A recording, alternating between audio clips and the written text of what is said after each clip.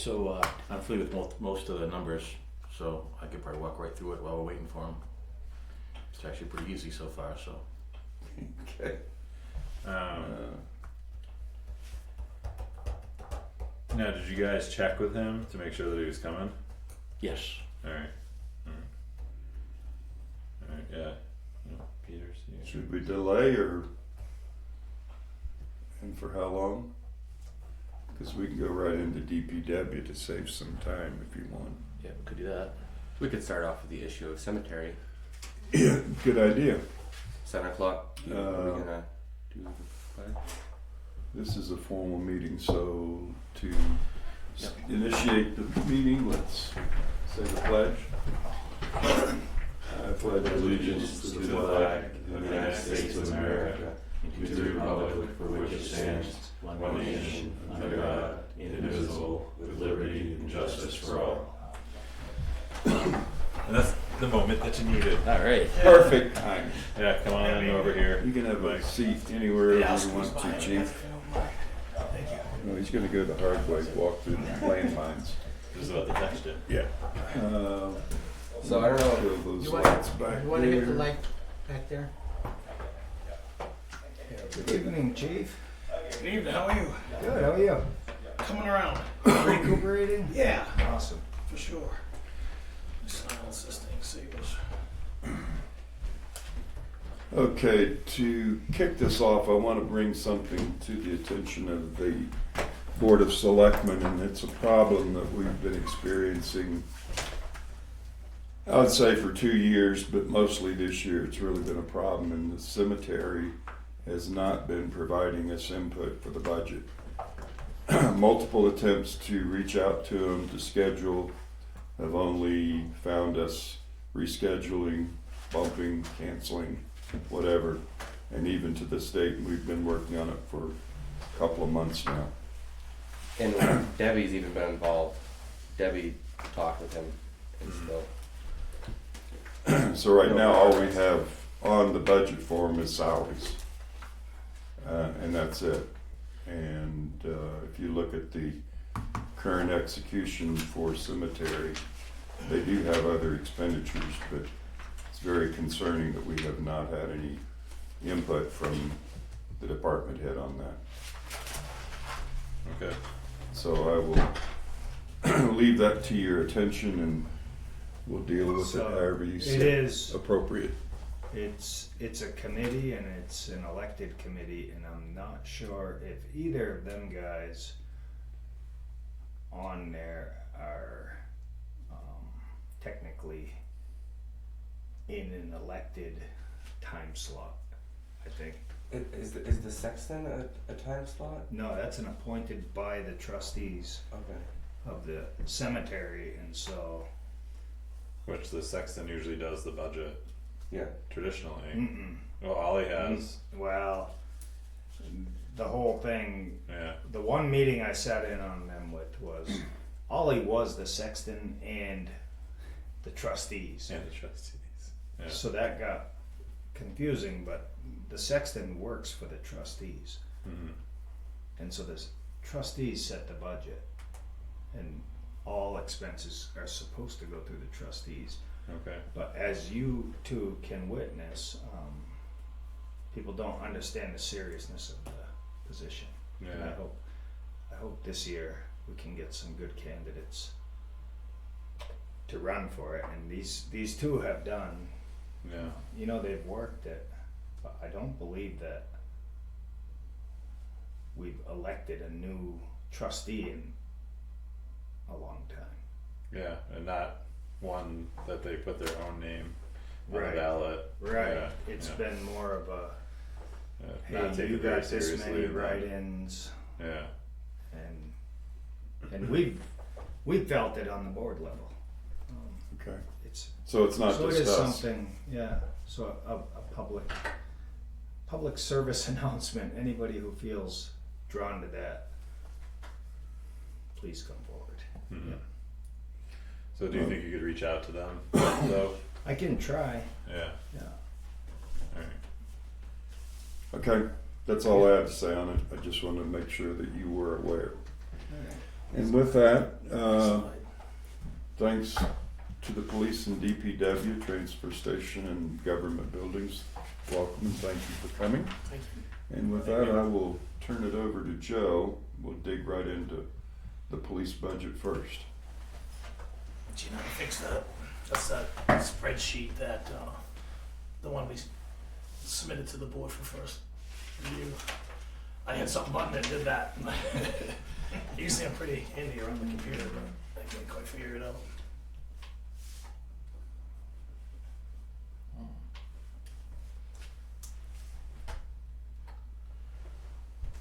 There you go. Thanks, bud. Appreciate that. Way smaller. Let's see. So I was thinking we could just walk through, this is the master spreadsheet that's up on the screen. We could walk through that for the salaries and then jump into the data, and then you can do the backups at that point. Is that all right? Sure thing. So this, what's up on the screen now is the salaries. Everything, it reflects 3% COLA adjustment right now. The only three things that have changed this year, Mike wants to adjust the salary range for 3 positions within the department.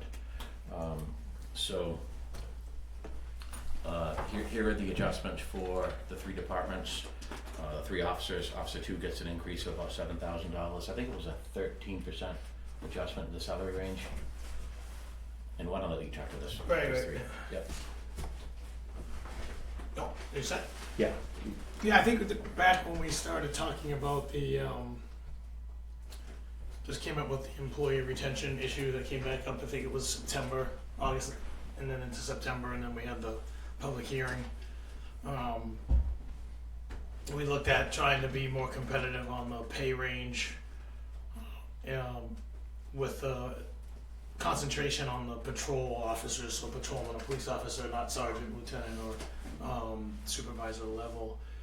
And I think at the hearing that I presented, some comparisons to area towns around us of what patrolmen for 1 to 5 years of service are getting paid.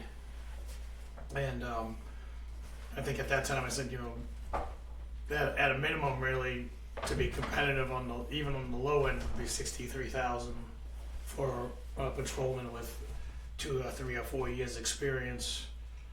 And I think the increase that Joe's talking about for the full-time salary line is largely an adjustment to that.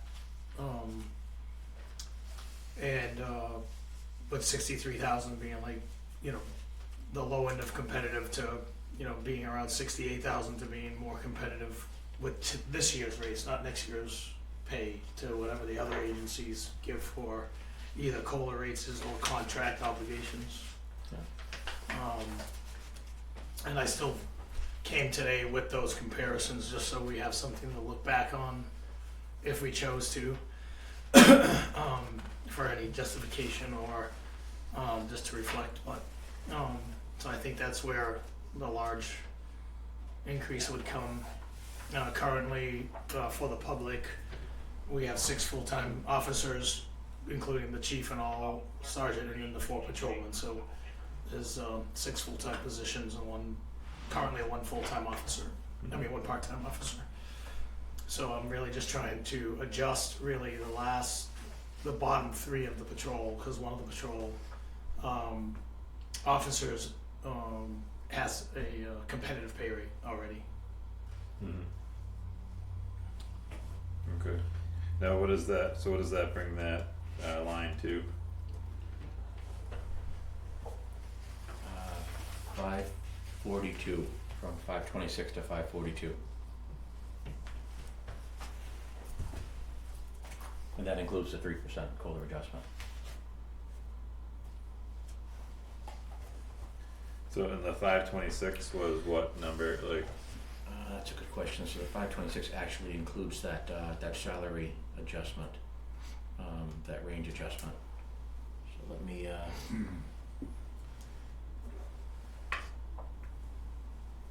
don't let me save this. Oop, there we go.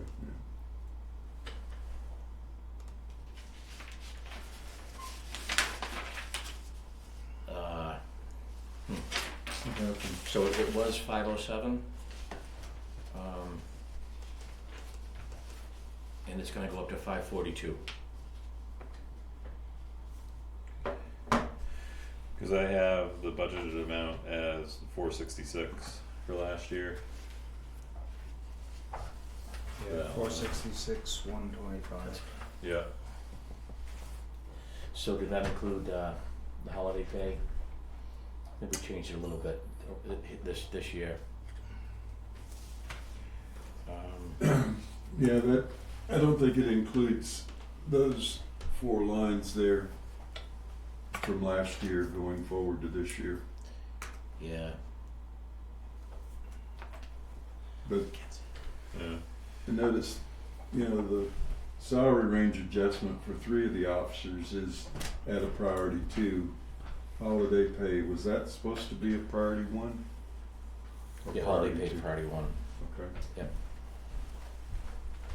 alright, so we're talking apples to apples here. Last year's full-time salaries line did not include that you're including this Yeah. year? I'm looking at my data here.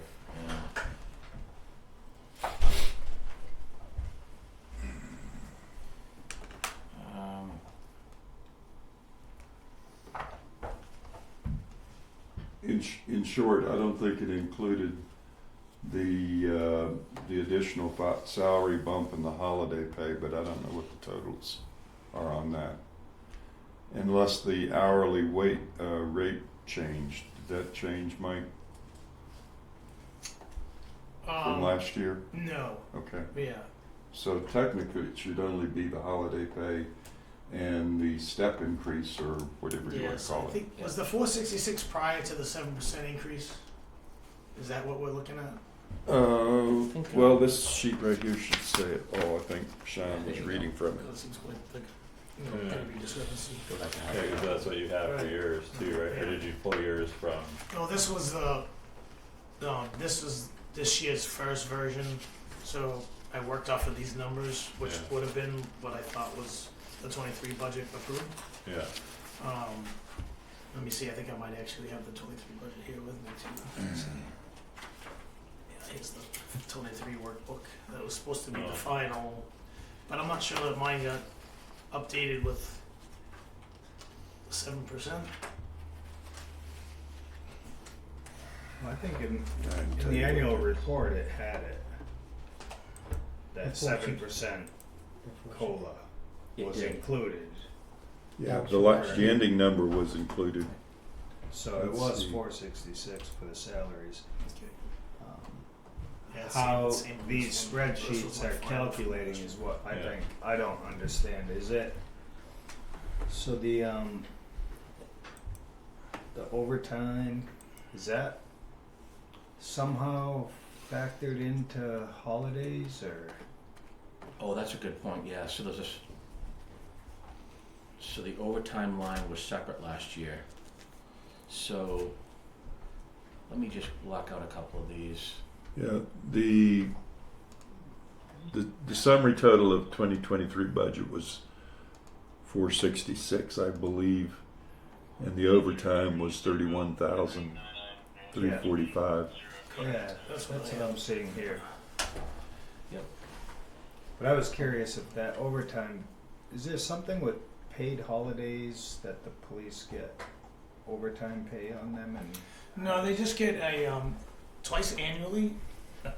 They'll get the 10 paid holidays, so 5 and 5. So in July we just give them 5 days of pay at straight pay, and then in December we give them 5 days of straight pay. Because either they're off on the holiday or they're working and they work for straight time if they work. They don't get time and a half on the holiday. They just get that extra. They don't get the extra. They get the 10 paid holidays annually. It So- turns out it's less expensive to the town. It to sure do it is. that way, Yeah. Cause they're not getting paid double time for the holidays, so they just get paid up front for them. I meaning to do write it all up in the math too, cause I did the math at one point to say, hey, we are saving money on it, so. So basically you're saying that when they work, they're working straight time for those particular days. Does Right. that count for that, even if they had a full week? It would be their normal scheduled 40 hours. That's how they would land on that Okay. day. And then you've got the holiday pay, which is also straight time. Correct. So they're actually getting, for those 10 days, double time, Well, If no, 'cause they some of work. them are off if they work. if they work. Yeah. Okay. So they're getting, they just get paid the regular rate and then the 10 paid holidays. And if it wasn't that way, They would get time and a half plus the holiday. Correct.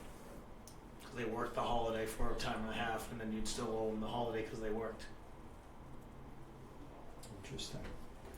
So it'd be double time and a half if you computed the whole thing. So in this spreadsheet, we're seeing that under the holiday.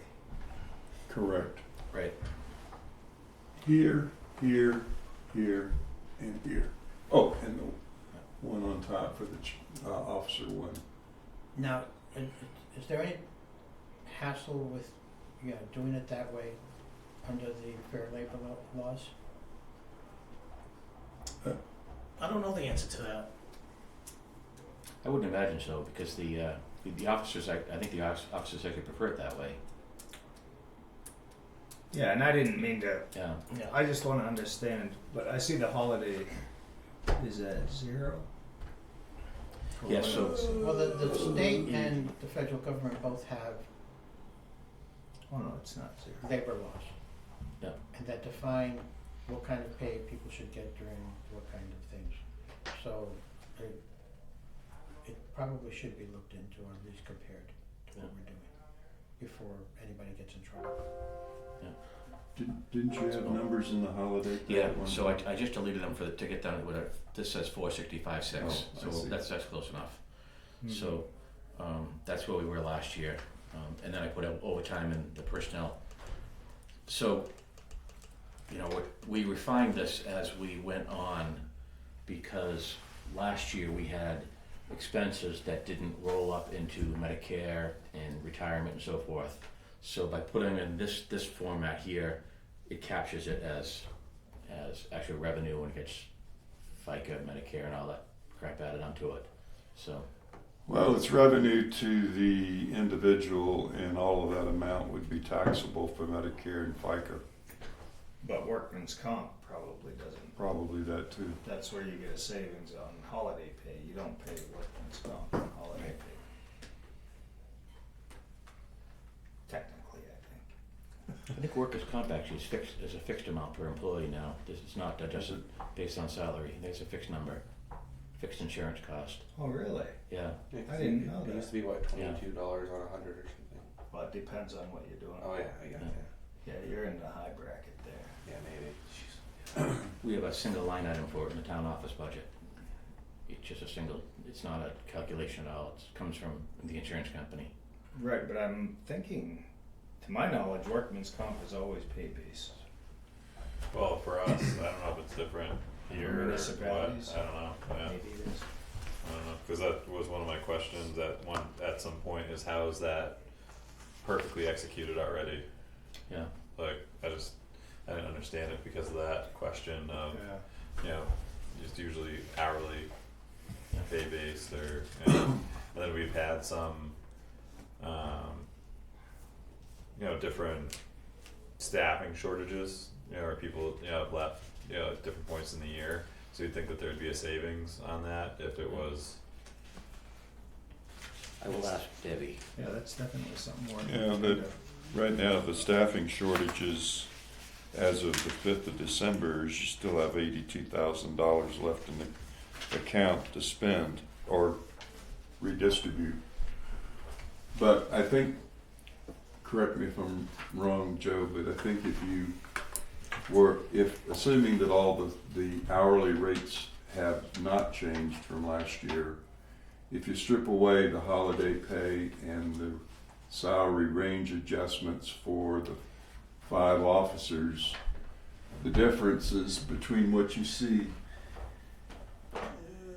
and this is with the 3%, that's without the 3%, It jumped from 466 to 526. So that's what you're looking at in the difference, I believe.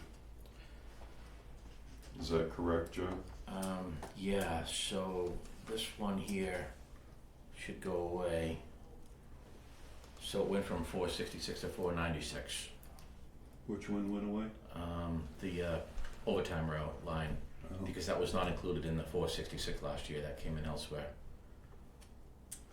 Now, is the setup of our reports gonna be the same, even though yours are different, like what you're showing is different, or are you combining lines on these sheets, like the account numbers?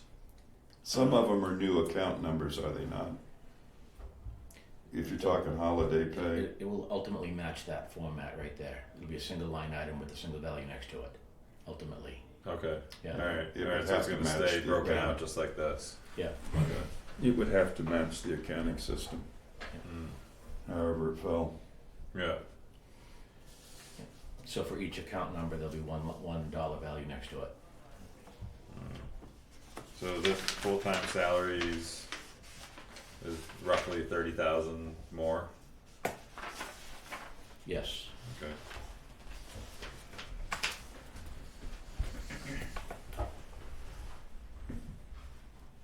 And that includes the 3%. Yes. As well as the increase on that one position. So Just there's the an three. increase on the position and then a 3% blanket. Right. So there's for 3 of the officers, there's a salary range adjustment, Yep. and then there's 3% across the board. Oh, 3 of them have Yeah, the 3 of them, yeah. adjustment. Yeah, okay, Yeah, I had that yeah. backwards. One doesn't get adjusted. I see. Now that 3% does, are we fixing that now, or are we waiting until the government decides what the COLA's going to be? At the last meeting, Sean just suggested we put the 3% in there as a bogey, and we'll work that after. Mhm. Okay, So that 3% adds about 14,000 to the 466. That's the impact of the COLA on that line is 14. So then that Okay. leaves 16 for increase. 14K. Yeah. 16 And is that's- Sorry.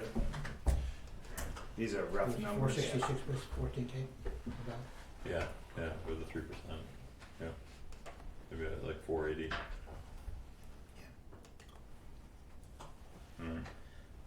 The salary range adjustment was 19,000, 19.2. Okay.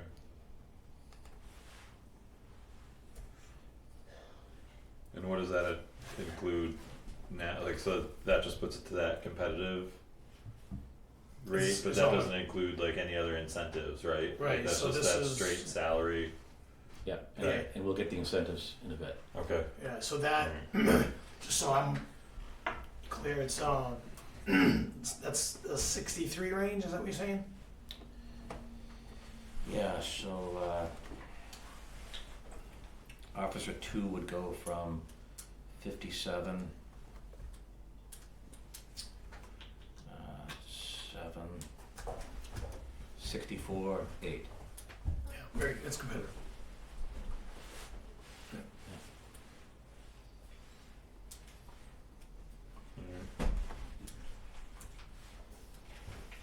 Yeah, your numbers.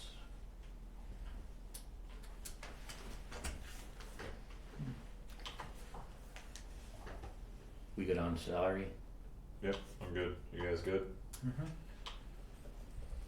Then, yeah, like I said, just make good notes, coming for next Tuesday. We're gonna go through the whole thing again, and so any, highlighted areas, we'll go back to and make adjustments. Yeah. Alright, Okay, so the orange is what we just talked about. The prosecutor line, it was a shared regional prosecutor across multiple towns. We paid about $36,000 for it. That went away. Mike budgeted $100,000 with Upton and Hatfield, Yeah. okay. so. So I have some news on that front. Oh, good. Hopefully good news. Yeah, well, quiet. it's hopeful. We are gonna probably enter negotiations with a new regional prosecutor attorney next week. So we've been meeting, just so the public knows, I call it the prosecutors group. So it's the chiefs from each agency that uses the regional prosecutor. So at this time, publicly, I'll thank Mike Bouzoulet. He served 16 years as a public prosecutor for the town of Antrim and a regional prosecutor for, a mix of towns over those years. He did a great job. It kept costs low for New Ipswich and the other towns. And unfortunately, we lost him, and it put us in a bind. So now we're looking for a new prosecutor. We met this past Thursday with the prosecutors group. We have an attorney with interest that wants to go through the process, and Hancock, the town of Hancock's willing to take them on as a full-time employee and house them, benefits, give them an office, and then it looks like at the moment it would be Dublin, Fitzwilliam, New Ipswich, and Hancock as members of the regional group. And then hopefully, as the years go by, we'd expand and try to get up to 4 or 5 or 6 towns, again bringing the cost down as we add towns, if that's possible. Not everybody's a Mike Bouzoulet who can handle 7 towns at one time. It's a lofty task. So that's good news. We're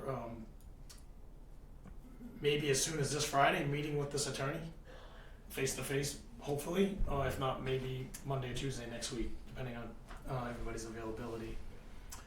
I don't have a fixed cost yet, but we're talking somewhere around 40 or 50,000 versus 100,000.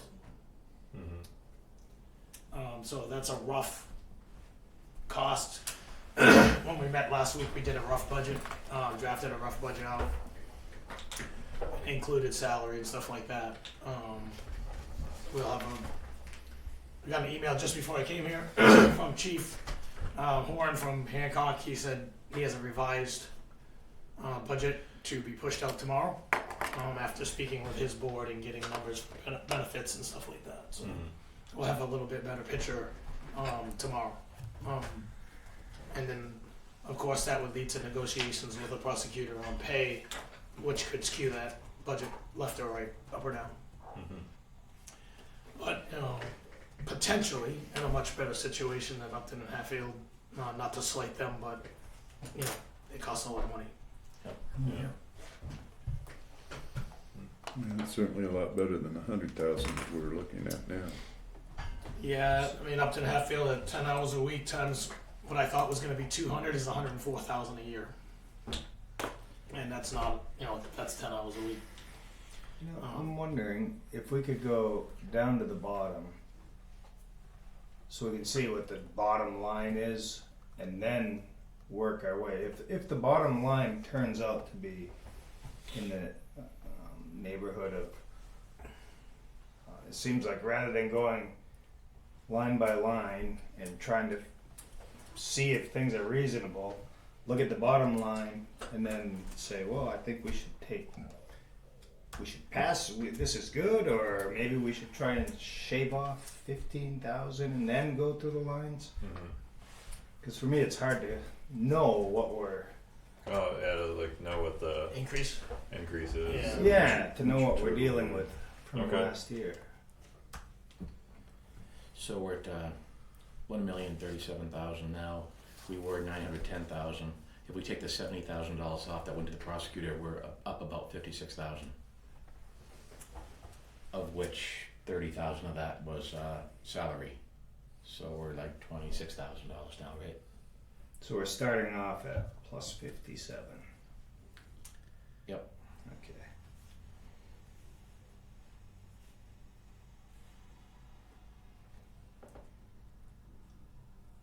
And there's some things that we'll be able to go right through and conversation, like we've got the 6,000 guns that we want to make the board aware of, but we're not planning on buying them. So we can talk I can go through this pretty quickly though. Yeah.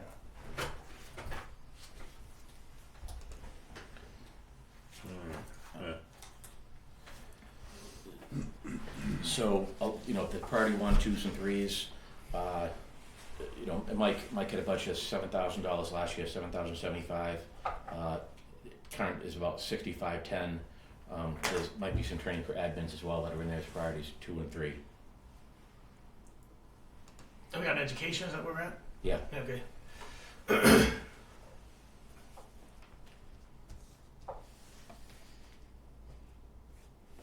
I'm gonna just walk right through this if that's okay. So, police uniforms, Mike believes he can manage to a $5,000 budget. It's a little bit above what we had last year, but with the new officers, we'll be spending more money. Priority 1 was $5,000. There's a priority 2 in there, just so that you're aware that if we buy all the uniforms per the plan for the new officers and stuff, there's another about $6,000 that may have to happen, but Mike believes that 5,000 is reasonable given the time frame of where we are, when the new employees would come on and so forth. So, again, the 6,000 at priority 2, so it's just more to sort of make you aware of it as opposed to approving it. Yeah. There's $3,000 is required for the new hire expenses. Maybe we ought to add another 3,000 in that as a priority 2, given, you know, where we are today. Yeah, those expenses cover essentially the background investigation and all the requirements by the state. So psychological exam, polygraph exam. They just increased the psychological exam to $850 from $750 per exam. The last one we did, I applied for a grant. We got the money back and it went back to the town. Yeah. I got $750 back. If the grant's still there, I'll apply again. So we have to expend it first, and then I apply. It's a 1-page document. Fill it out, send it back to the academy. Hopefully, that's still the case. Background investigation is just for justification. If we hire an outside investigator, it's about $1,000 to $1,200 per candidate. Polygraph. Keene has been giving us a pretty good deal. I think I mentioned it before, the detective's overtime rate for 3 or 4 or 5 hours, depending on how long it takes. But if that person's not available, they can run up to $1,000 per polygraph. And then we have to keep in account that some people won't make it. They get through this whole process and then not pass the polygraph, still gotta pay for it, and then start all over with hiring another person, going through the whole steps all over again. It's not terribly uncommon that people wash out from the process. Local agency, I think I mentioned it, got somebody even into the academy, was there for 2 out of the 4 months, and then they dropped out. So now they spend all this hiring stuff and get them in the academy, all the uniforms and all the 2 months of salary and benefits, and they didn't make it. Money in the black hole. Right, and then they go back to the drawing board, start from day one. Yeah. You know, advertising, going through the whole thing. I also want to point out that this did not have funding in it, the priority reason. 0, yeah, 0. So this is a new requirement, even though it's listed as broken out by priorities 1 and 2. Well, there has been expenditures in the prior 2 budget cycles. Yeah. You know, which were right around 2,100. For new hire? Yeah, in 22 and 21, I missed that. we had it. And going into 23, we looked good staffing wise, so we chose not to fund it. Yeah. So you think 3,000 is adequate? You know, Yeah, being well, that, yeah. Because I don't know, I can't recall what the increases were, like to those different items that you're speaking of, the background checks and Yeah. the polygraph. I don't know what it was before. Yeah, so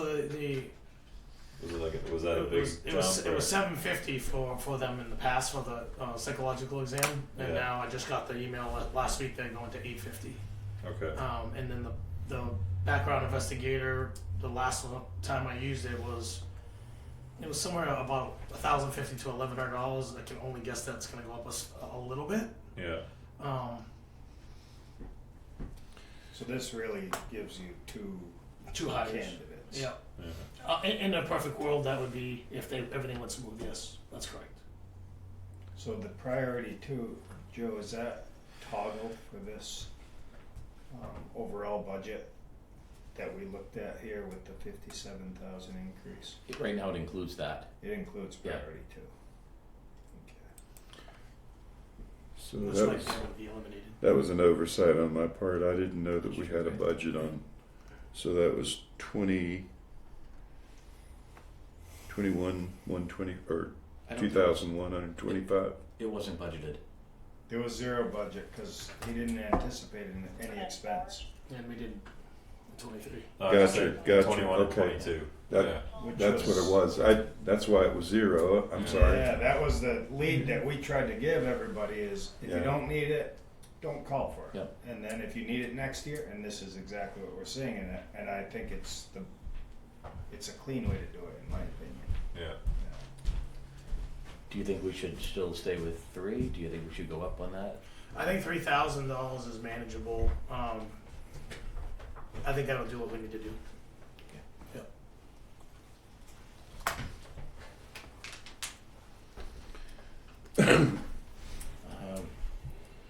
Equipment repair maintenance was flat for the years.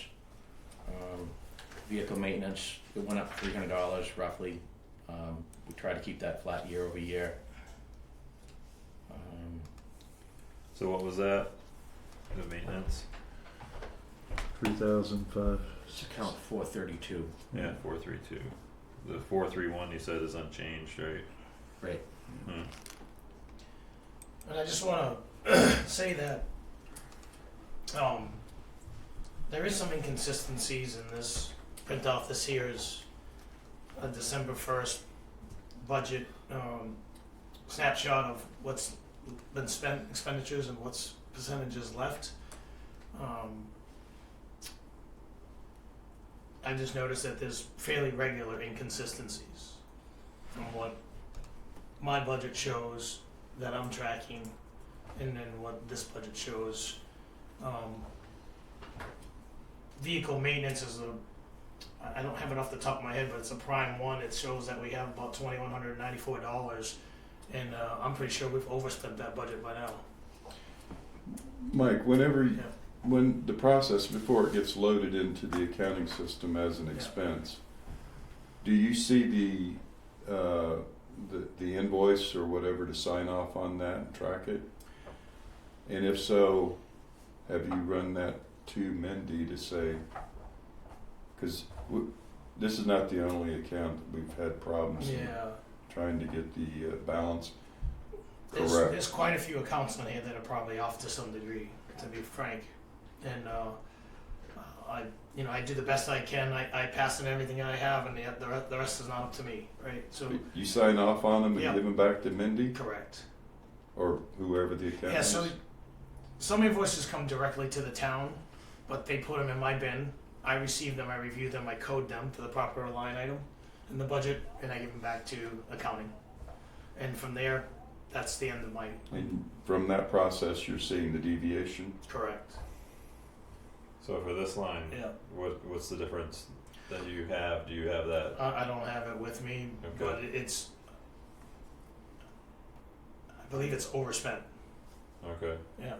So it was budgeted $7,035. Yeah, we had a couple of big expenses this year, unfortunately. That without getting into a whole nother meeting, the water leak, which seems to be remedied. That was a couple $1,000s out of the gate. Then we had a couple $1,000 repair to one of the cruisers where, it's Ford, and they wanted to replace the entire steering column. And that cost? Yeah. So it wasn't under warranty, It's or not. insurance doesn't cover it. Oh, I didn't even think about insurance. No, we paid the bill. Oh. Yeah, it's just a mechanical failure. I don't think it'd be covered by insurance. So there's $4,000 right there out of 7. And we still had to do all the oil changes, maintenance, tires, brakes, and it doesn't take much.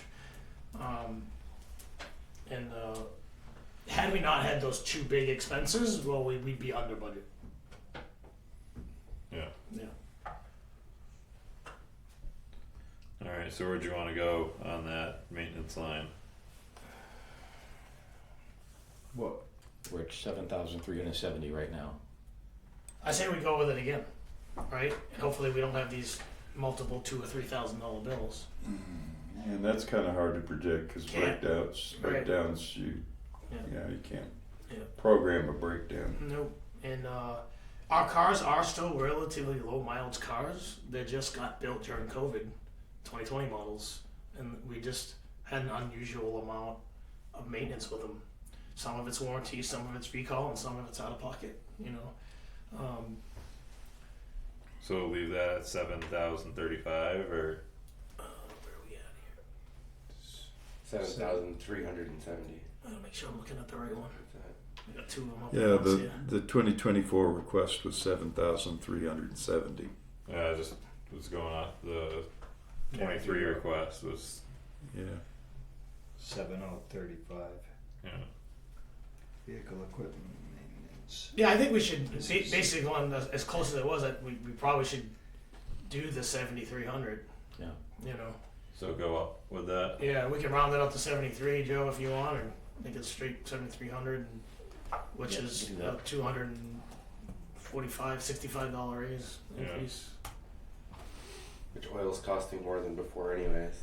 Yeah. And everything, brake pads and stuff. Yeah, and in the past we used to use Messina quite a bit, and then there was a lot of change over there, and I didn't have a lot of confidence in putting my vehicles in there. So maybe we can rekindle that relationship in 2024 and try to save some money. I believe they have a new teacher up there now. Right? I'm not sure. My understanding is the teacher from last year came back. I haven't been in there to talk to him. And if that's the case, now it's starting to stable out, or I might have a little more confidence of going there rather than the turnover they were having in the automotive program. So as you can imagine, these cars can be in high pursuit, chases and stuff. I just want them to be sound, and so I had a little bit of reservation doing that. But there is a cost saving there if the relationship can be rekindled, and go for it. Yeah. And I'm not opposed to it. I'll go up there this week. Talk to them. Alright, so for the next line, for the police computer services.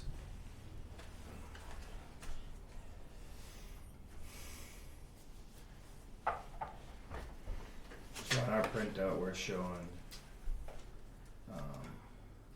under budgeted. Over. Oh yeah, we under budgeted. Yeah. Yeah. Yeah, we bought a couple of new workstations, computers. I know everybody calls it something a little different, but they were like $1,800 a piece.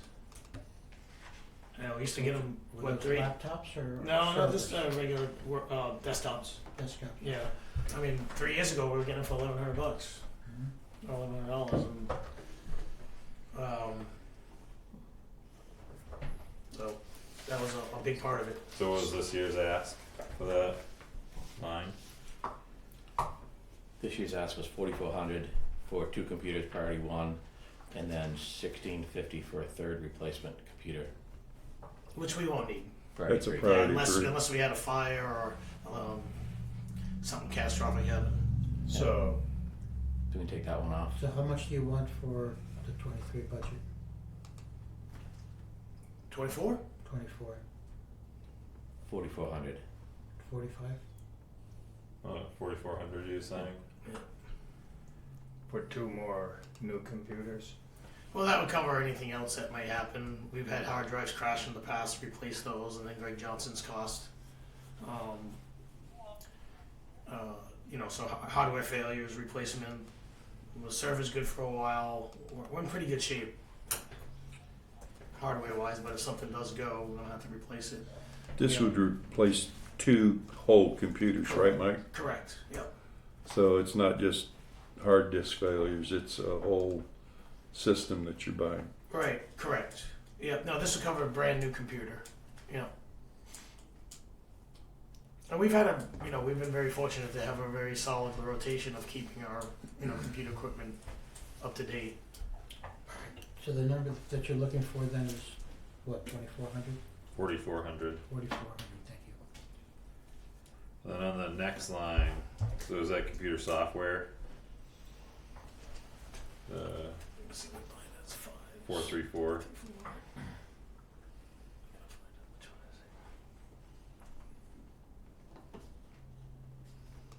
Yeah, that went up about $200.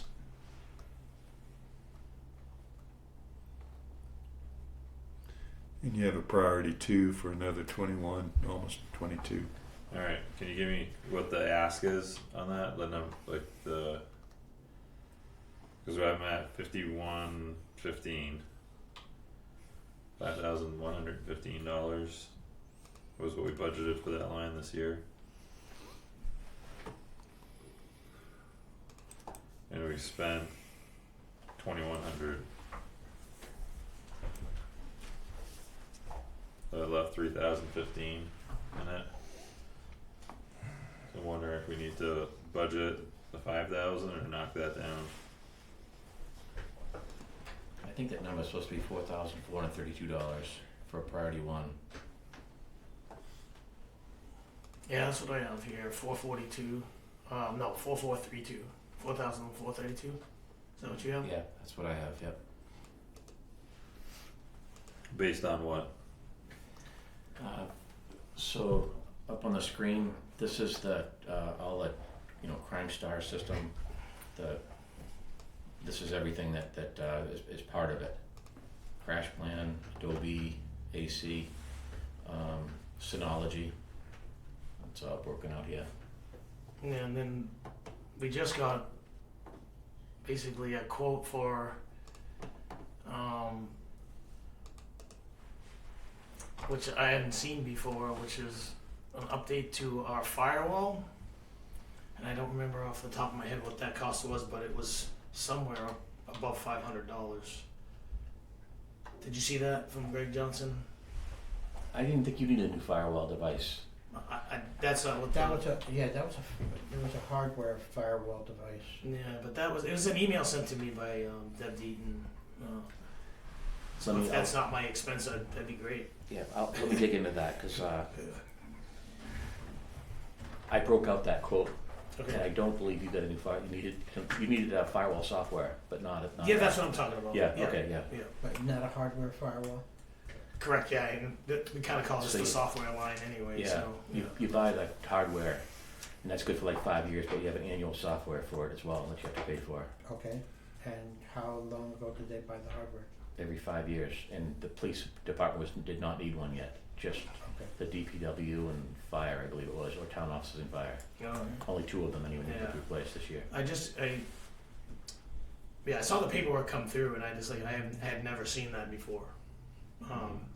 And I just went off what the email said from Ms. Deaton, so I thought it was something we're gonna have to budget for. But Alright, so it's for that 434 line, and then on the what do we have? 4432.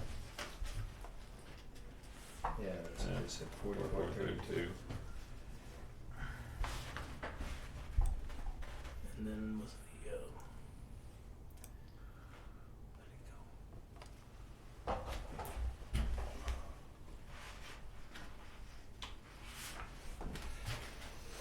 yeah, and then Crime Star tried to throw an extra bill on us this year for the state switch licensing, and it was they sent me like a $2,000 bill that we'd never seen before, and I argued it and they took it away. I was like, okay. They're arguing a lot more things. Right. And so we'll see what happens, but There was a priority 2 in there as well for the state police online telecommunications and telephone diagnostics for investigations. And Mike, you made a comment that it was subject to having personnel long enough to train them. correct. Yeah, so it's a diagnosis tool. Ever heard of doing a dump on a phone or an electronic device? We have the ability to take a cell phone, a laptop, tablet, and plug into that with the permission from a search warrant to download and scour that device for evidence. And so in today's world, that's fairly common that multimedia is used somehow in most every crime. the problem we have with it is we haven't been able to keep somebody that we train in that long enough to utilize it that much. We'll get somebody trained up on it, which is like $1,000 to go to the school to get certified as a forensic investigator for that type of data, and then they go on. Yeah. And so I've done that several times, and nobody's ever stayed. You know, they've moved on to other agencies, and so it's kind of an expendable line if we decide not to use it anymore. So you and the sergeant have this training, I Do assume? not. Oh, No. I've always I'd say put that. keep it on and Yeah, I was. have you guys do it. Yeah, I always put it on the patrol because that's part of their. You know, I try to run the department where patrol does the investigations and digs in. You know, I see. Yeah. And also, it really does take somebody with the aptitude of that type of technology. Oh. Because if you don't like it or are not good with computers, which some officers aren't, they're not going to thrive in that, and they're not going to do well. Right? I stepped a little into micromanaging, Yeah. so I'll step It's back all into right. my corner. It's fine. So I have a question. How about, is it possible to hire a civilian contractor to do that? I imagine you could, but I bet that cost would quadruple. I mean, I bet one forensic analysis of a device would cost you $2,000. You know, if you think about it. Mhm. You know, we've been fortunate to use other federal partners in the past. You know, I've had forensics done through the feds or Internet Crimes Against Children's Task Force, which we're affiliate members of. And if I get really stuck, I can go to them and say, hey, this is an important case. Can you guys do the dump for me and the analysis with permission from a search warrant? Software. And that's free of charge, 51, you know, because I just do it on a mutual aid or helping you. 53, 14. Um, 4432. when you do that, the mercy is they take My forever. number's wrong then. That when you give it to them, it becomes a non-priority to them. They take care of this stuff first, and sometimes it's 3 months later before you get something back. That's right, though, right? That's right now, yeah. So what's the impact of that? Like how much is it? It was $21. $2,194. So basically 2,200. I'm sorry, which line was that for 2,200? It's 434. No, it was just what's included in this number that they gave us. 2,200 of it is that training, right? No, it's the software license. Oh, Yeah. I It's thought not the whole training. software license was going to be 4,432. No, the $4,432 covers All of it. all the other software. And then that's priority 1, and then there's this 2194, which is a priority 2, which Mike just spoke about. So the current we have does not the 2149. The current budget that's proposed for 24. Yeah, the 2194 is a priority 2 for 24. So it's in there or not? Well, it's in the budget, but it's a priority 2, so we could. It's not a priority 1, so we can make a decision to include it or not include it. so does that 4432 number include that or no? No, that does not include that. Alright, Okay. So I Oh, so it's a plus. what I would like to do this year is I don't see us having somebody in a position to utilize the software. So we can pay $2,100 for something that might use, with very unlikely we're going to. Yeah. That sounds With that being said, if we implement it in the future, you're gonna see this increase come back. Yeah. And with that being said, like, you know how these salespeople are, that's the legacy price, Yeah. right? Yeah. So I don't know what the reality price is. Well, that's right, but it would change anyways. Right. So They're not gonna say, I "Oh, you think- bought in last year. We'll level fund you." I don't really want to Yeah. shoot myself in the foot here, but I really don't see us using it in 24. So we delete it. I think so. Just say no 3. over there and the Yeah. little approved no. I mean, I'd like to, but the reality is, who's gonna? I need to hire people and to get them trained up on regular patrol. So would it be more like a priority 3 Does then? that come off this total Well, automatically? I think we just don't budget for it this year, but in the future, I think Alright. I just wanna be clear that I think in the future we need to have this technology. It's important in our investigations, but I can't see us using it in 24. Yeah, And if I have to outsource it in 24, I will. yeah, You know, so I think it's prudent upon us to not budget for something we're not gonna use, and budget for something we're not likely to use. yeah, I mean, like I said, I don't really wanna lose it, but that's the case. What are the other local police departments doing in that case? I mean, are they utilizing that software right now? I don't know the answer to that, but I would bet most of your small agencies don't have the capability. Don't Okay. use it, Okay. and they Because I was rely just wondering on, if we can just, if they are using it or something, that if everybody chips in for a single person to do the diagnostic. oh, I like that, that's a good idea, but, If they Yeah. are using it, and then it's a cost sharing right. thing between them. Some of the issue with that is it just comes down to, getting everybody to play fairly, and then if we do train up one or two persons, and let's say that one or two people aren't from the New Ipswich Police Department, I don't have any say of when this is gonna be done, right? I lose that control of saying, hey, I need a dump on this phone now. It's very important. This is an important case, we need to move now. Where if I can't go to another agency, even though we share the software, and dictate what their employees do. So if I say, hey, can you dump this phone to me, they're gonna say, yeah, when I get to it. Versus when I go to my guy and say, hey, dump this phone, I will know now. Right, so that's the difference, which is fine, I mean, I just have to know that. Yeah, but when they were doing cost sharing of, prosecutors, Yep. was that happening there also? No, it went very smooth. It did? Yep. And I'm not saying that would be the case, but that's something I have to think about. Yeah. When I need something done, if Yeah. I don't have control.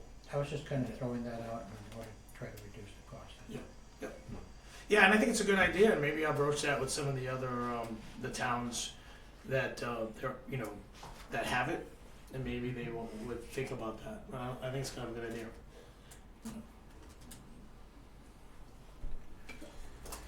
alright, any more discussion on this line? Jason? No? Alright. So are we crossing off that priority 2 right now? Yes. Yeah, Okay. I've already coded it as a no. so on the 440 line, the rentals leases, Okay, yep, $540, that's flat. It must be a photocopier. It's just a copy machine, yeah, the photo, copy machine with the scan and, fax, all in one. So that's gonna be 540? Yep. Okay. The communications equipment was flat, $69.12. yeah, The Hillsborough County Dispatch Services, did you get a new quote for that yet, by any chance? Told it was gonna be flat. Okay, good. Yeah. 'Cause the fire department got a revised quote from their dispatch services and went up. Yeah, I called Lieutenant Malloy and, he said it was gonna be flat. Yeah, excellent. Is that the sheriff's department or? Yes, is that- sir. Yeah, it is. Okay, so that's still gonna be 25. 1125 is flat for dues, miscellaneous fees. General supplies is flat.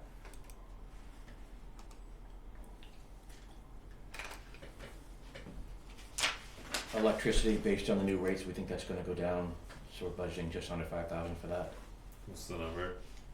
$4,984. 622. $4,984? Yep. So it's not flat from 3,000? No. It was 5,800. It's down at like Or down. Yeah, I see that. Okay. That one, okay.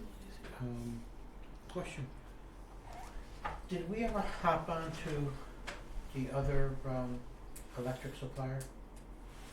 Yes, Yeah, the supplier we did, and it was guaranteed for 2 years at a flat kilowatt rate of 12, is that I right? think it was 12, yeah. It was 12 Yeah. cents a kilowatt. But that's only a small part of the bill. Yeah. The Delivery. The delivery, I know that because Yeah. I'm on one of those Yeah. plans, but it does, but it does, it reduces it about 25%.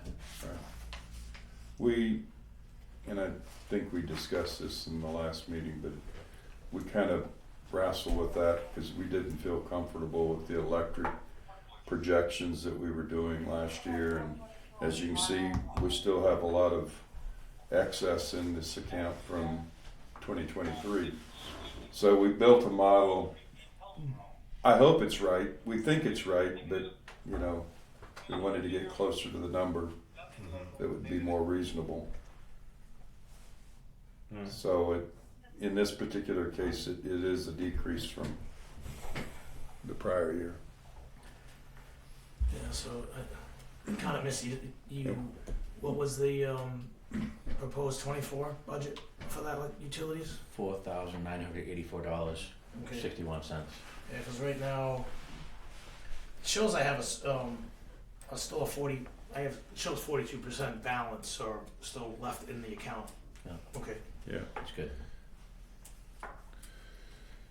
So, and the other thing is we kind of took that away from the departments. We kind of plugged in our own number for that. So there's no attribution to We the had an department heads. explanation last year. Yeah. I mean, last meeting. Right, right. So we understand and Right. it's gonna be fully resolved next year. Yep. There's some. So postage went flat, is flat at $300. Vehicle fuel dropped about $1,000 just based on less consumption.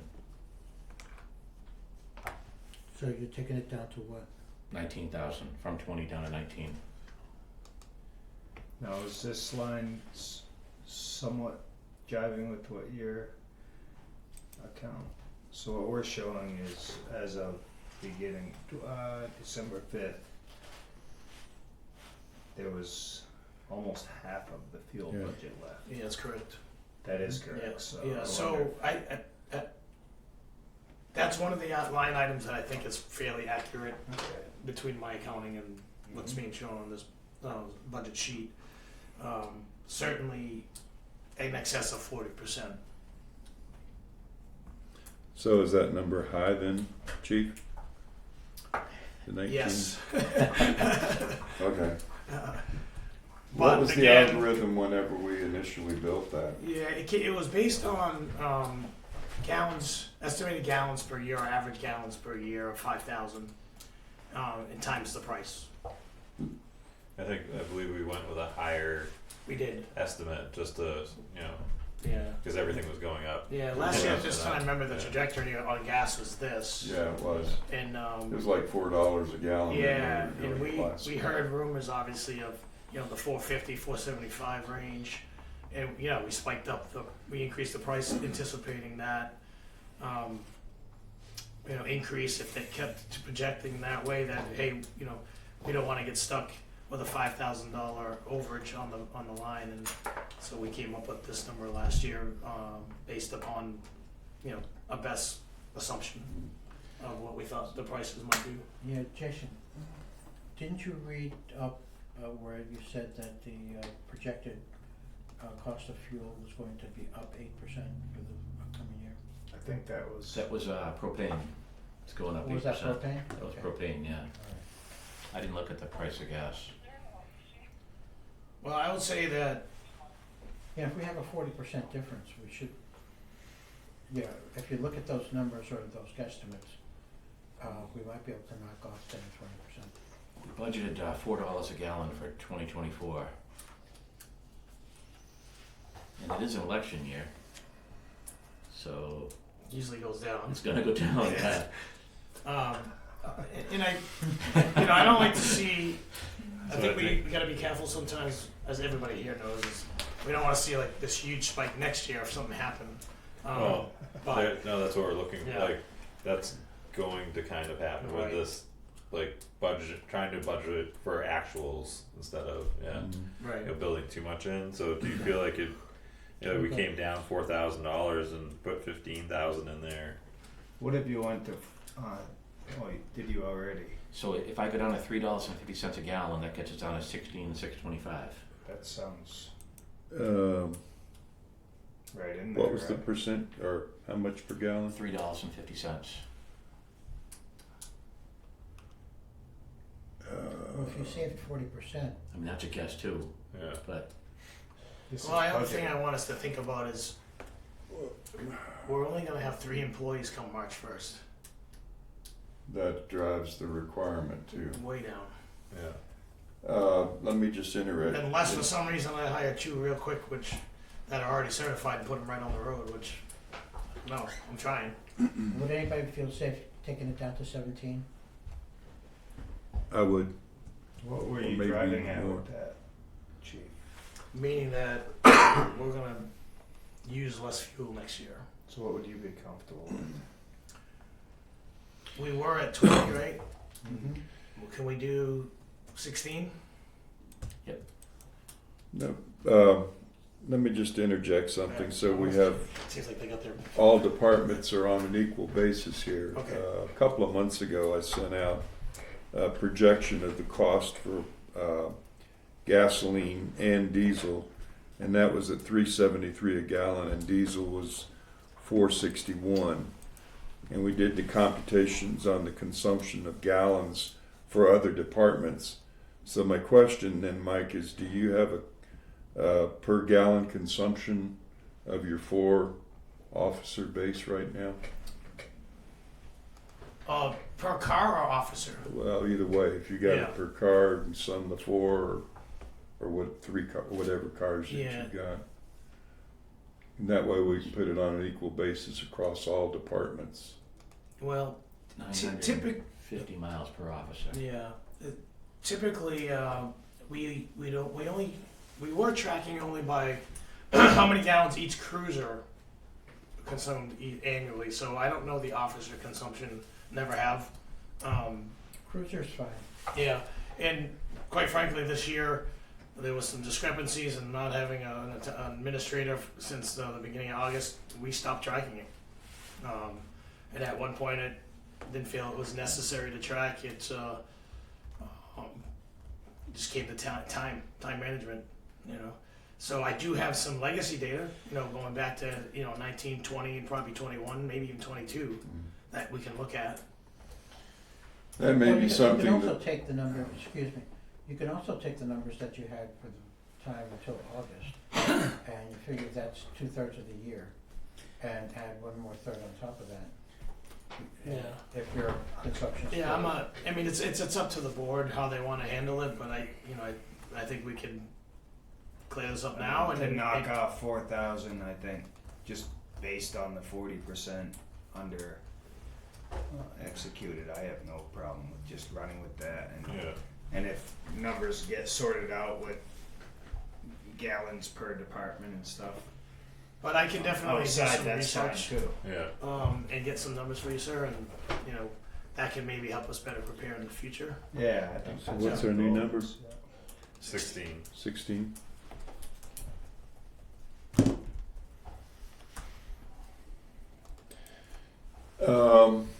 Just a comment, so we have commonality across all departments. Is it prudent or even cost effective to start tracking the fuel consumption so that we can get a better handle on that going forward? Well, that should be easy because we're using the credit cards from the state Right. for it. So, Well, the receipts would tell you what the gallons Yeah, Yeah. are. and so at least for the diesel, we should be able to get a firm number from that. Right. I think it's Gasoline. valuable information. It's When available. it comes time to budgeting, then it's like, to me, budgeting is always trying to make the best guess. We use the WEX cards for all departments, right? The WEX Yeah. card. Right, so all you gotta do is go to WEX and it breaks it down, every single vehicle, gallons for the month and the gallons for the year, Wow. right on the sheet. And that should be done, that could be done in And that's done accounting, through you know. WEX, which comes from there. This is the report that you Yeah. get. Okay. So it's there, the data's So there. it's already there. And we get a monthly, like, as part of, like, the packets. But At one point in the month, there's all the WEX stuff comes in. Yeah. If you know what your consumption is, the only variable is the That's right. cost per gallon. Yeah, and you that- do your Right, budget. but I mean, there is times like Chief is saying he was fully staffed, and he's Right. looking at this year he's not going to be. So to use last year's Yeah, doesn't but something gets But it- adjusted there. There's always some seasonal adjustment. yes, And, you know, Yes. one of those that, you know, comes to mind was that, our reserve amounts of, fuel are right. down quite a bit this year. The thing that I would want to avoid is, based on the fear of fuel going out of sight, we just put a big number out there and we're sitting with $9,000 left and unexecuted, Yeah. and it's better for the taxpayer So- that way, and it's a lot more defendable. So if we can somehow figure out a way to track what our consumption is, the rest of it's just doing the math on it. Yeah, like I said, I mean, And if we can do that with the WEX program, that, Yeah. you know, we'll have to give that to one of the administrative staff to do it. Are you using the WEX For gasoline only. gas on there? But you're using the state things for the DOT, diesel. yeah, Yeah. for diesel. So you get those numbers pretty easily. Okay. We pared that number down a bit. All right, police equipment, ammunition, stuff for the vehicle, so forth, that was down to $6,000 from $6,400. And then there's a, just Mike wanted to make you aware that, at some point in the future, he'll be coming after some, new handguns, possibly with the red dot sights on them, new technology, and the young kids will be being trained on those now, so that'll come in the future, but, it's a priority 3, so. Didn't you just get, new handguns recently? 2000, 2020? No, 2021. Okay.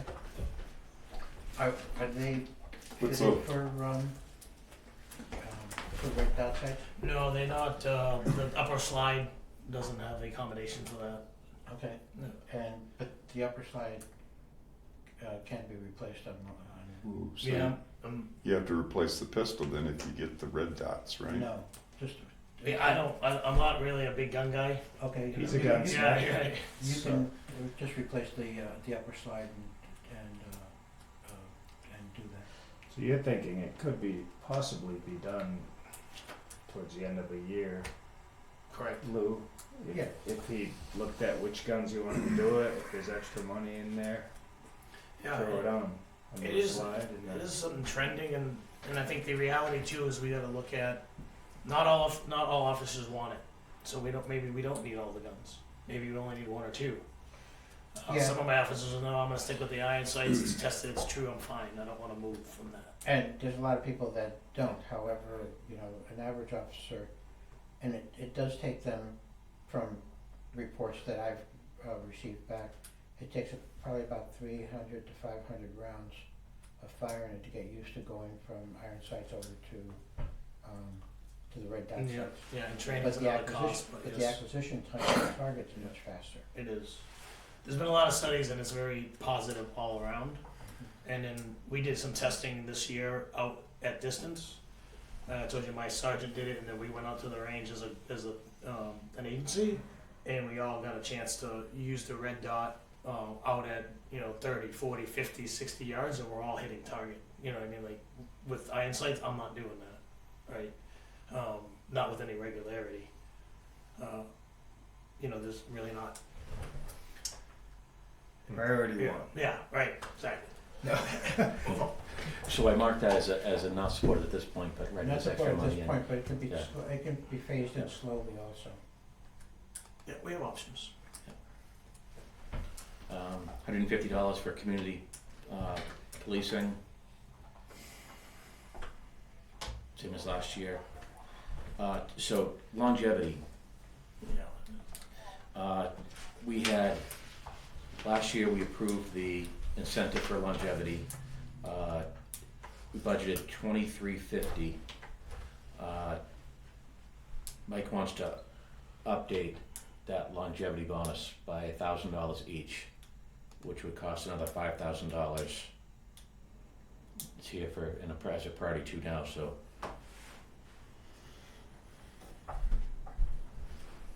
Yeah, we could either, that was part of the thought process on that was we try to implement other incentives.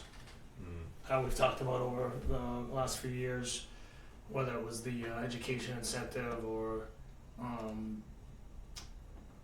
PT incentive, and this incentive is adopted at current time, 2023 budget, and do we want to do something there, or do we want to look at any other incentives? I'd like to see marksmanship incentives, That'd be cool. long and short. I think to me, that's the kind of stuff I think of when I think of police work. Yeah. I think of, marksmanship, tactical skills, tactical training. I'm sure you guys have that. We have Like some, yeah. added incentives. Yeah. And Because some there's of them- outside, I know like civilians can go and get all the tactical training you want. My brother was training next to FBI agents. So that kind of stuff is available, and I think that would be a nice incentive program. Yeah. Something that, Yeah, there's a lot out there. I mean, there's competitions, there's, training. We have members on the agency that are part of a regional SRT team, which is SWAT capabilities. I used to be the assistant commander of the team for quite a long time. I since got retired from the team after 11 years to take on the chief's responsibilities. So those guys get, and what I mean by those guys right now is Sergeant Volheim, who's on the team. So he gets an immense amount of training, and he does a lot of it on his own bill, his own time. But I'm not so sure about what else we could offer, but those are some of the things that, if my officers are interested in, we look at whether we can make them an operator on a tactical team or not. would that fall under education? I don't think so. No. But Well, anyways, just my thoughts. yeah, no, I mean I like it. I don't really have enough knowledge to speak about what options would be at this moment, but So that incentive longevity was an increase. correct from the Do it, 23 yeah. from the 2023 budget. Yeah, but there was no changes. Like it wasn't redefined. or No, anything it's the like same that. thing. It's the same years of service. And to be frank, if we hire 3 people this year, they're not eligible for the bonus. They haven't been here. Yeah. So those 3 spots, they're not going to get anything. So anybody that's hired now, basically, so you're looking at 3 people that are going to get the incentive next year. Yeah. That's it. And what was the new number? So we budgeted 25. Even with the increase, if you just budgeted for who could actually receive it, it's going to be a very minor increase. Mm-hmm. What was that? So it was 2350, it would go up to 7350. The budget would, but Mike's right, we wouldn't be able to, we don't have the people that would qualify for that right now. Well, just so you know, on our budget sheets we had 2,500. Yeah, That's what it So was, and I that think we line. paid out. Doesn't seem to be Yeah, that. we budgeted 2,500 last year, at least on mine, Yeah. That's what Yeah. we and I think we paid out about 2,300, something like that. 2150 is what it 21, yeah. shows. Yeah. 'Cause that's all that was eligible. Okay. And then next year, going forward, if things go the way I see they're going right now, there'll only be 3 people at the agency, period, that would be eligible for a bonus. Myself, Sergeant Valheim, and Officer Reyes. Yeah. And one of us would fall in a tier 1 would fall in a tier 2, and one would fall in a tier 3. For a total of 1, 2, 3. Oh, I need an auto sum right here. Watch this. Oh, it's locked.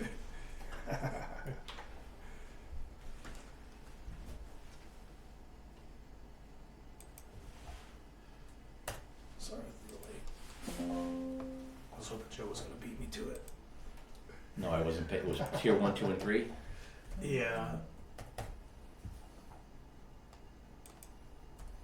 $4,650. yeah, 4650. Alright, so that would be what that's budgeted for this year, 4650. So let me change that 5,000.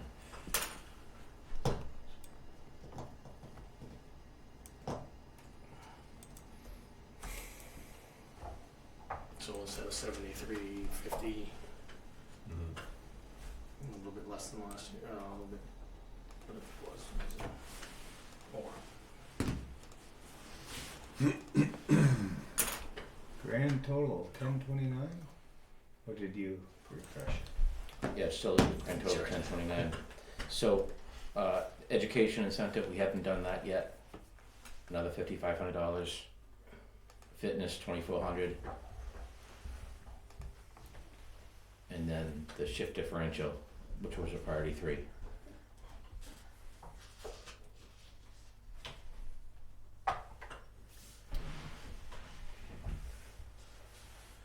So those, So what are you looking for the shift differential? It was well, I think this was mainly based on if we had 2 more officers at the time. So I think we can probably rule that out, the shift Yeah. differential at this point. Right. Okay.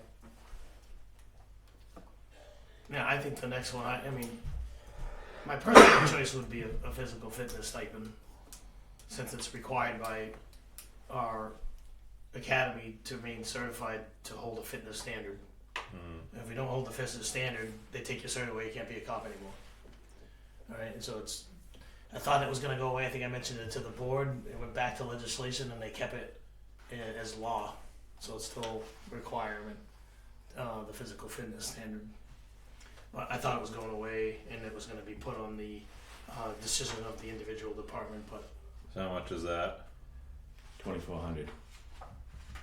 And then the other, The education is 5,500.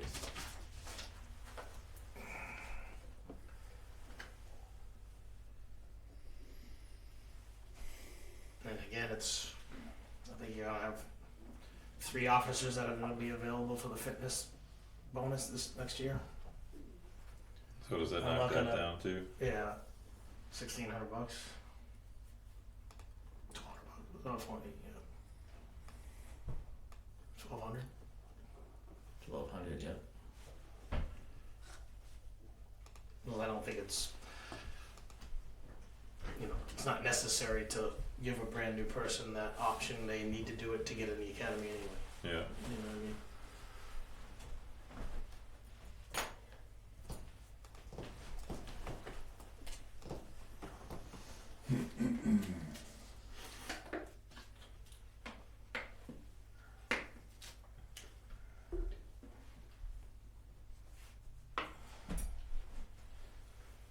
so are those 2 included in that, like the grand total? Yes.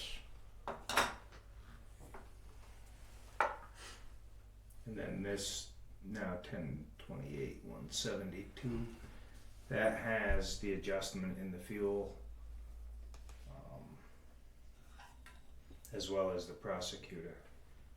This is like This has this the, is what we just came Yeah. to. And what's the prosecutor line right now? right now it's 100. Right. Oh, that's what I Correct. meant. Yeah. I think we were talking. We pulled 50. out, probably should pull out $60,000. That would bring it to $40,000. Oh, So is that bottom number 57,291? Is that total increase for this year's budget? Is that what they're asking? Yeah, so, right, so this is the prosecutor. And then the salary, I think was like, was it $30,000 for the salary? that's what we said.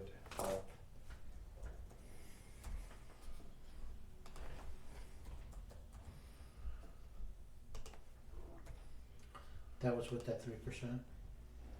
Yep. And that's the increase. But what's this? What's that? Oh, that bottom line of one. That grayed out bottom line is not reflecting what we just discussed. I think it does. Does it? Because that would put us at No, it 118,000. didn't. No, it doesn't. No, when you put no, it doesn't change this bottom line number. That remains constant, whatever you've got above it. I think the only time one ever calculates using the yes/no algorithm is in the summary. Yeah, because I think we have to leave the high number until we have a definite number, right? For The Yeah. prosecutor, you think Yeah. so? yeah, Yeah, I probably should. because it's not a done deal, and I don't want to, have it get lost. But I would. I mean, I guess I don't feel bad saying this is budgeting, and I don't think we're gonna just say, well, this is what Upton and Hatfield charge, and we're not gonna shop around. You know what I Yeah. mean? We're not gonna just budget for the top dollar prosecutor, are we? Well, there's no shopping around, from what I understand. Like that one attorney from Upton and Hatfield was willing to entertain doing it, and not even as. Who knows if he was going to stay with it, like depending on what the workload was, but that was their rate. Yeah. So there's not. I don't know how long you worked on it, and all the other chiefs were working on it, but there's not a specific field of attorneys that wants to do this. Like it seems to be like a one-off. Yeah, to find there's someone- not many regional prosecutors, Regional put it that way. Alright, so the options are trying to develop that regional prosecutor again, because there are, they're just not around. I can't say there's none, because, for example, Peterborough, Ringe hires Peterborough prosecutor, but that's just two agencies. So there's these little groups, but they're all maxed out and don't want to take on us, Sure. right? And then if you go to a private attorney, Upton and Hatfield, or any one of those private attorneys, they're gonna charge their rate, because they're not gonna do it regionally. They don't have the time or the energy, probably you don't even really wanna do it. And Upton and Hatfield, I don't feel like they wanna do it long-term either, but they're willing to try to help us, because you're like, hey, we carry you, we're your legal counsel, we don't wanna leave you hanging. So Yeah. we're willing No, to- and it's appreciated. yeah, and so there's just not a lot of options. And I even spoke to a defense attorney today, and just for mere conversation, he asked me how it was going, and I said, well, we kind of have a prospect, and he's like, why in the world would any prosecutor ever take that job? And I'm like, well, I don't know. He says, it's madness. Why would you prosecute for 5-6 towns? How do you keep that straight? I said, well, Mike Luzley did it. He goes, I really would find, his words were, I'd be really surprised if you could find somebody to take that spot. But little did he know, we might have somebody. But that's just one attorney. He's a prominent attorney in New Hampshire. He's very well known, but he's a defense counsel. But there is not a lot of options. And I don't like it any more than anybody in this room or anybody in this town. But we have to prosecute our cases. So that's what my only suggestion was, just to leave it at that high number until this actually comes to fruition, instead of budgeting low. Which it may not until long after we submit our budget. Potentially. But Yeah. we'll have a good idea Friday, from what it sounds like. Yeah, Friday or early next week. Yeah. So there is still time for it. I mean, we're hoping to have somebody working for us before the end of January. That's what we're hopeful for. Whether that works out or not. Well, we do have Upton and Hatfield. Well, they haven't signed an agreement with us yet. So last I talked to Tim Sullivan, he was tasked with by Upton and Hatfield, his bosses, to draft an agreement to be sent over to the town. Other than that, outside the agreement, it was going to happen.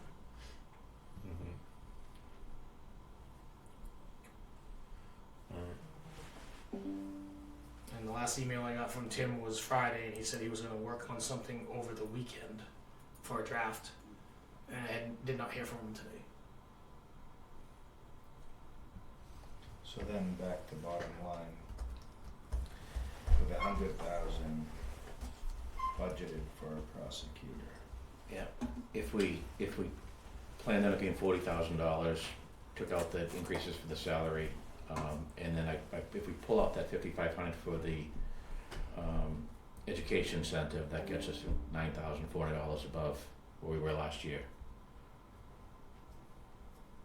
But it would be 49,000 if we use Upton and if we use the Well, original budget. Is Right, it- if we take this out, you know, that then was we're at 100,000. $70,000 roughly if we pay $100,000 for the prosecutor.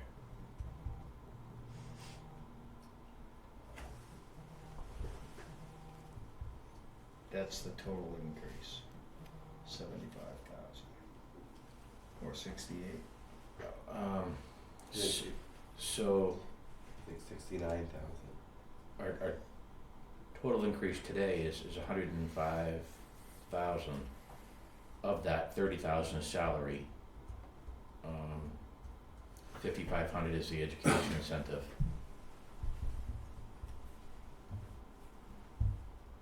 And, you know, almost $70,000 to the prosecutor, so.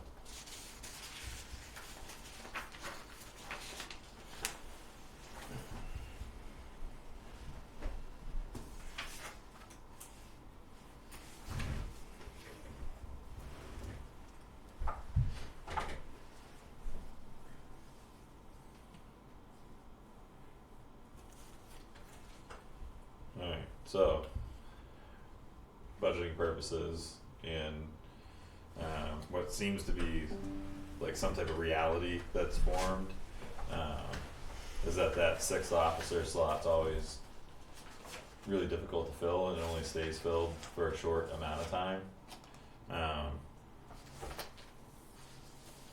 If we took that away, but then used some of that money to offset some of the increases, what are your thoughts on that? Like just, you know, changing gears and not trying to get to that sixth officer mark. Yep. Well, right off the start, my gut feeling is that it's not a good move. We're a growing population in Ipswich. When we do have that sixth spot filled, the department runs smoother, more efficient. We provide better coverage and overlapping coverage. And I'm really worried about in the future, how do we get that spot back? Right? Is there a path or a plan in the future to get that spot back, without necessarily coming up with, you know, a lot of excuses and abundant justification to do so.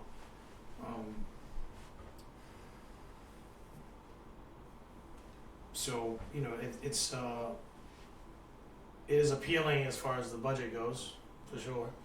And you know, I want to find a way to make this work as well. You know, so I understand, but you know, I'm not for it. You know, as far as cutting a position.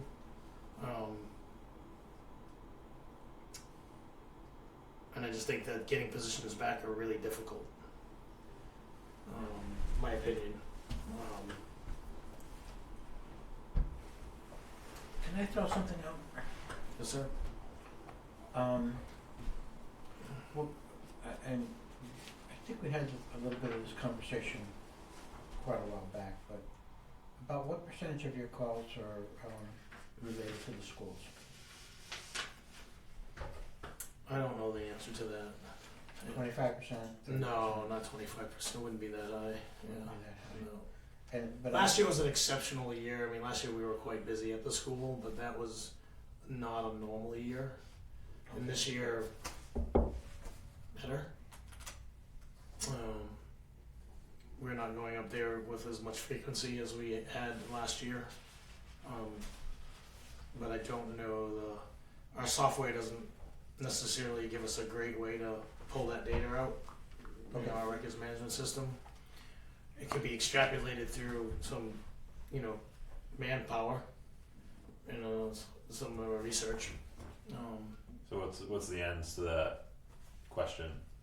Well, the end response that I was looking at is that if we could talk the school into getting a resource officer over there, that could lighten up the load for the police department.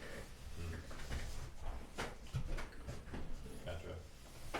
Yeah, and school resource officers are definitely the way, the trending in today's world.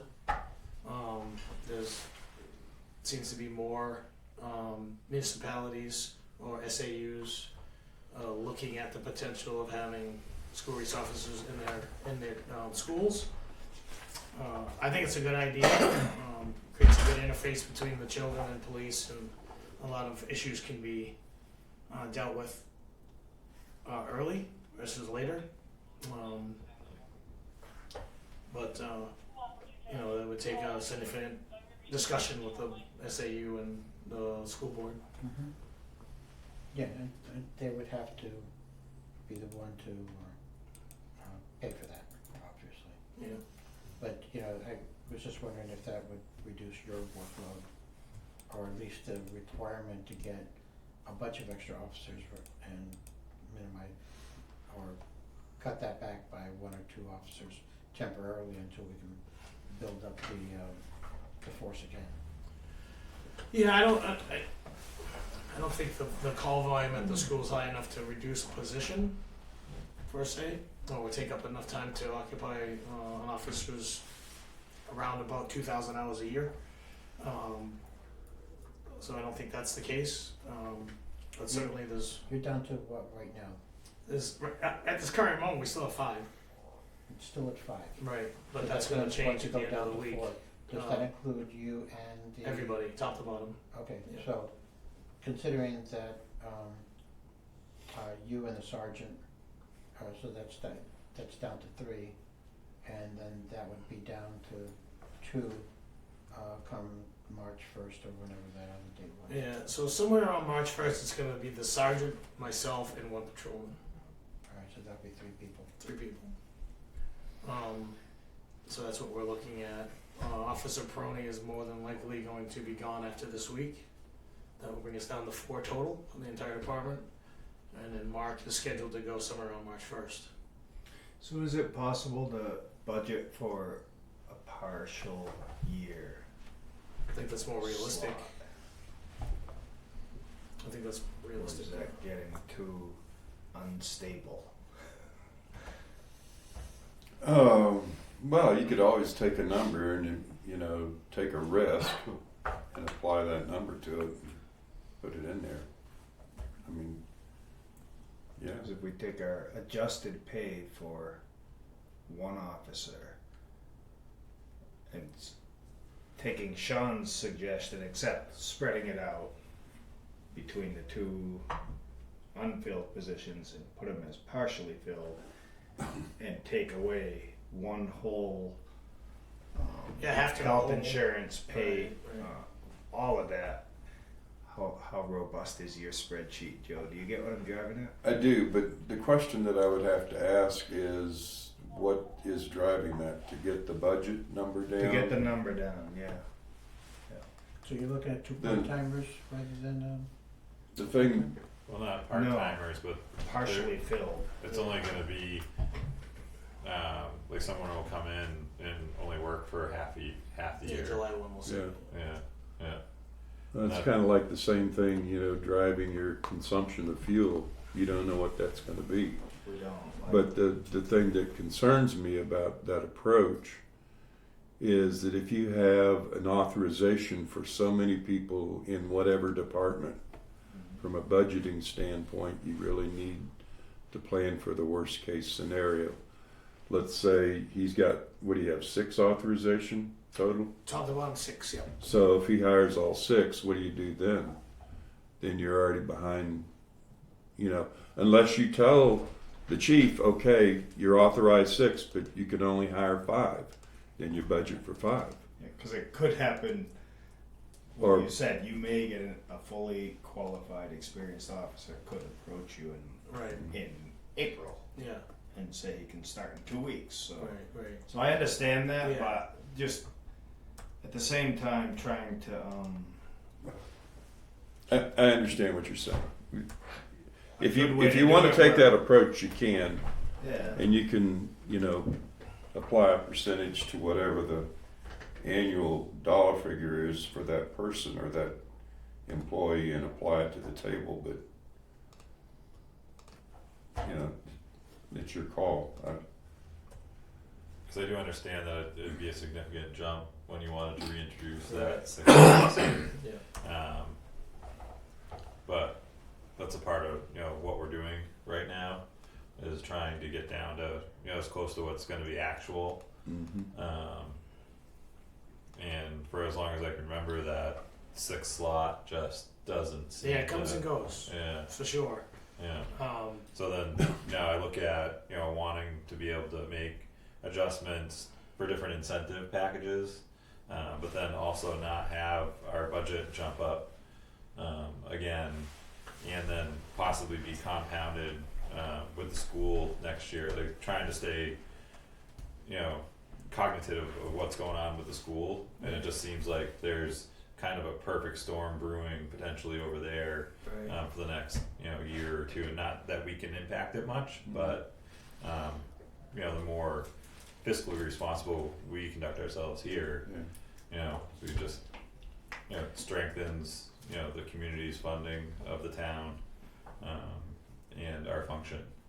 And if you remove that 6 slot and say utilize half of that money, you know, take half of it off the budget, use the other half to, you know, do what you need to do for incentives and pay, and have a more stable, you know, force of 5 potentially, because you're gonna have, you know, 5 strongly funded slots instead of 6 that are kinda, you know, not quite hitting the mark is where I'm going. Right, with it. Like trying to reverse that curve, and maybe in a couple or a few years, you know, everything will be so strong, stabilized that, and other costs will, you know, work out with the school or even us, where we'll be able to afford that 6th officer, and then just go back to it again. Cause I do understand, you know, there are some people in the community that would like, you know, even like 8 officers, and I understand that philosophy, because then you get that 24/7 coverage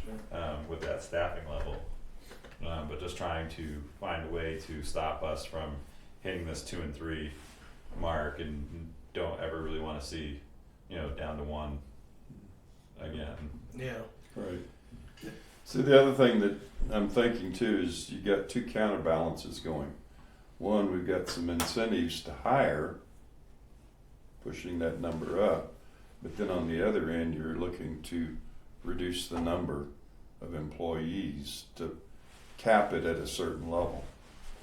So, you know, and we'll see this in the next department, where maybe you could prioritize some of those positions to a lower priority. Leave the number there, but put it at a lower priority, and then when it comes to that last minute when you're deciding yes or no, you decide whether it's a yes or no, and if it's a no, it falls off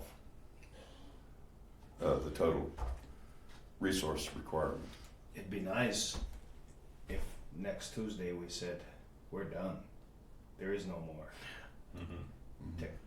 You know? But you see what I'm saying? Yeah, I You're do. trying to I do. build it up Yep, to and put these- people in there, Right. and then you're trying to push it down on the other end. So And I you got to believe get that that is- balance. That is the, at least for me, it's like any pay, I don't know what you call it, shortcomings that the town is doing right now. We want to treat our workers fairly, and then even maybe a little bit more than fairly, because it's such a tough market. Correct. And to be able to offer as much as we can. I mean, we could look at the paper line and see if we can cut paper instead. But It's a substantial number when you get into the personnel. Mhm. What is that? Roughly 100,000. It's about Probably more, yeah. Yeah, about 100 grand. So 23,000 is if we had an officer, we weren't paying an officer for the first 3 months of the year. January, February, March, we could pull 23 grand out of the budget. If we went 6 months, well then it's, twice that. Mm-hmm. So that's, and I guess we don't have to do that tonight. I mean, a lot of this will hinge on that prosecutor, because that's 40,000 potential. Oh yeah, the prosecutor, but then overall, there's still the opportunity to really revamp and strengthen that paying incentives, irregardless of where the prosecutor goes, and then still see it as a level funded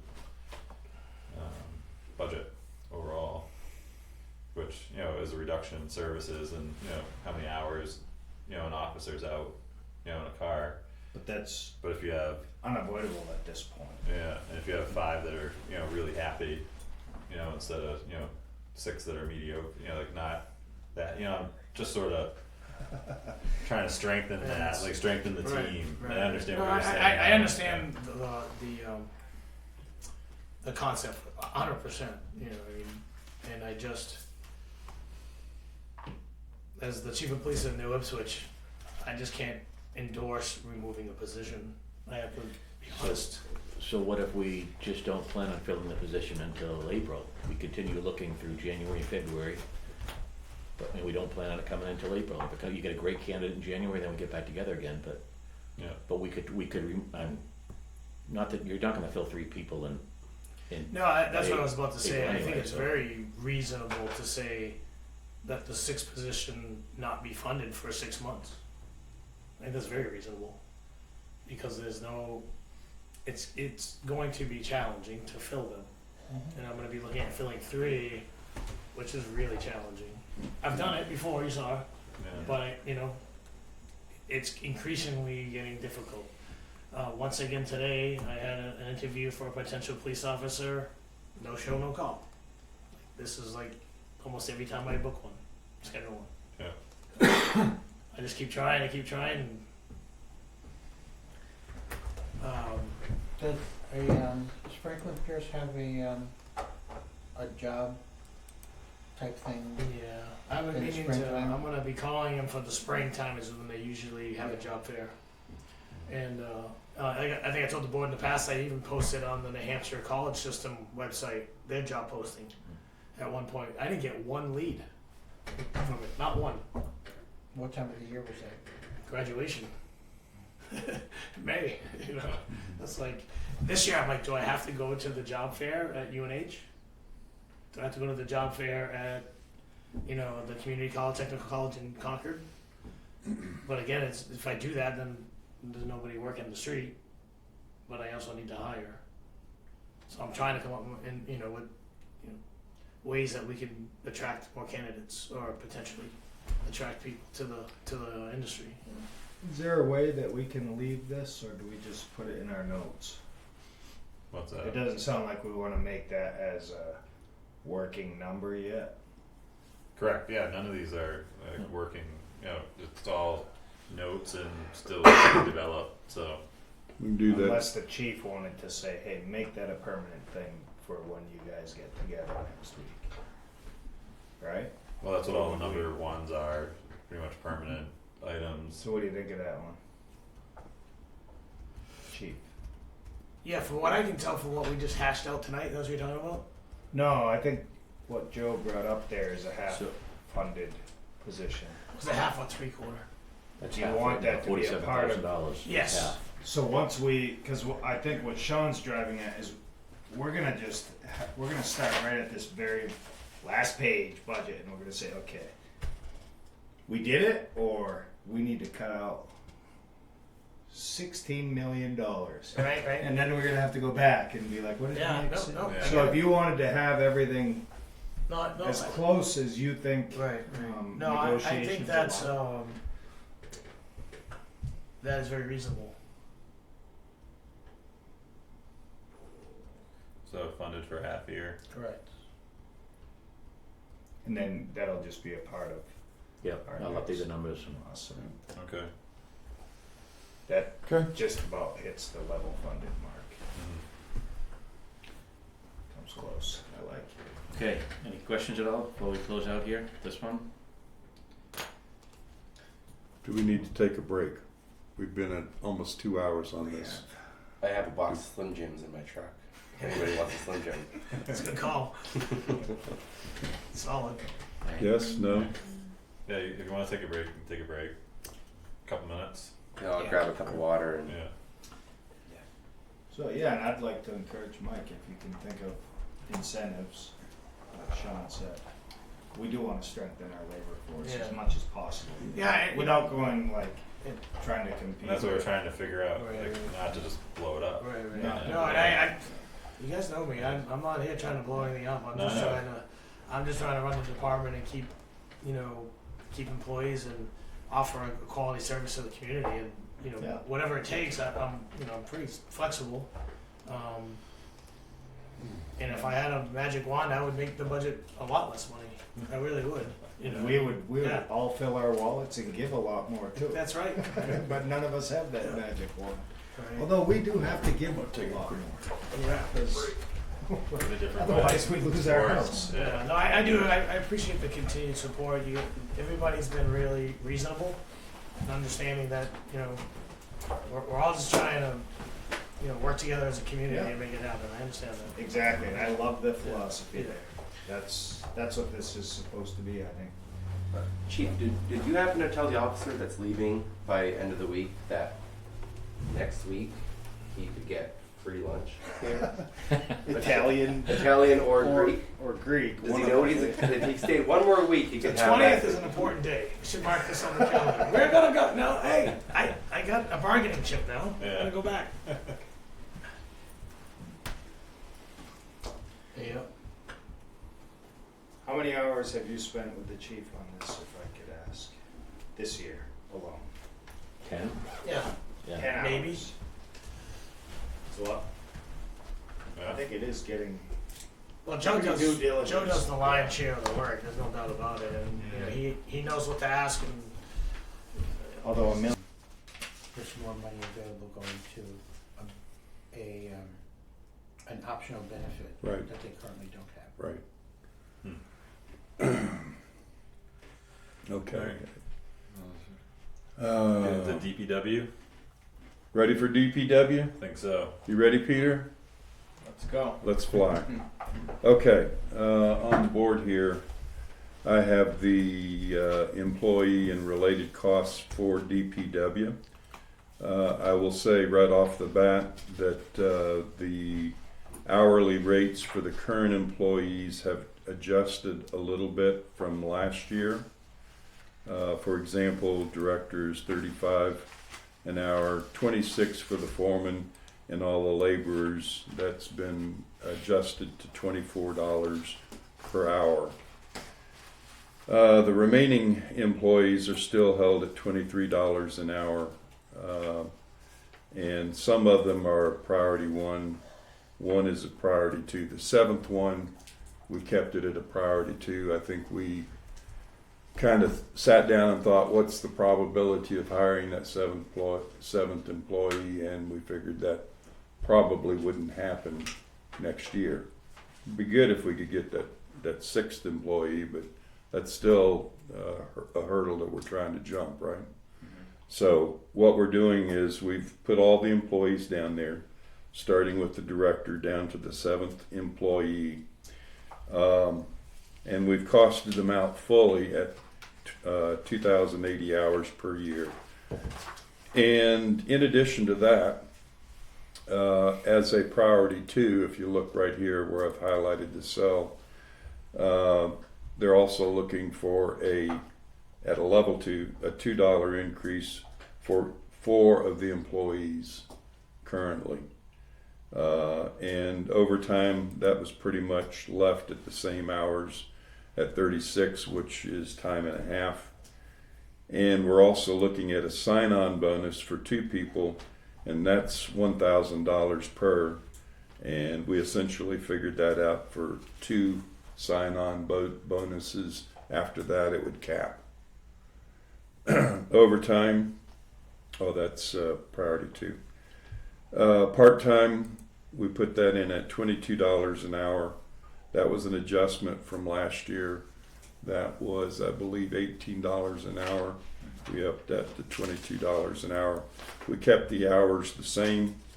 And in this last one for part-time priority 2, we put in $3, which brings it up to another $1,000. So essentially what we've done is we've costed this out with the new hourly rates at $413,561 per year. When you add in the 3% COLA, that comes up to $425,967. And all of this is costed out based on the retirement rate, the health, the life insurances, dental, and I think that's it, and the where am I? Oh, the FICA and the Medicare. That comes out automatically based on the salary paid to the employee. What was that number again? With the 3 or without the 3%? With With 4,225,967, rounded 968. 425, right? Yes, Yeah. 425,968 rounded. And that includes the core salaries, That includes FICA, yes. life. No. Sorry, no. This is base salary with the 3%. The other costs, when you take a look at all of it included, is $643,000 with FICA, Medicare, life, health, dental, and retirement.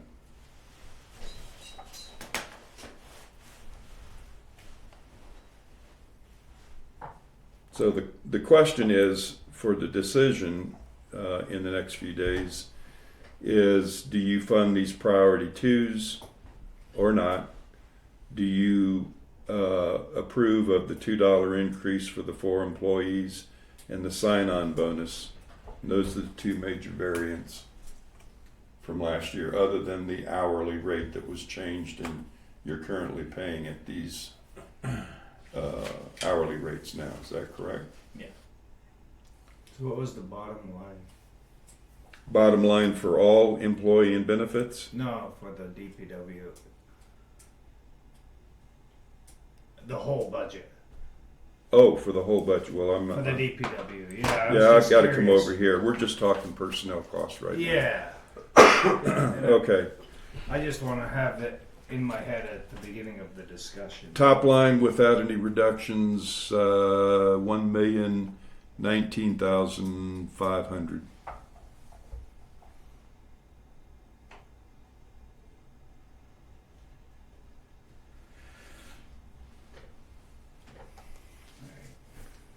Okay.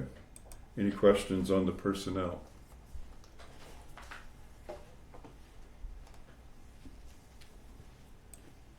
And this, and I guess I ought to say too, this was also a lot of these sign-on bonuses and the additional hourly salary bump was based on the shortfall of the employees that we had at the time when we built this. But since that time, we've added 1 more employee. We have 4 now, right? Yeah. Total. And 1 part-time. And 1 part-time. Yep.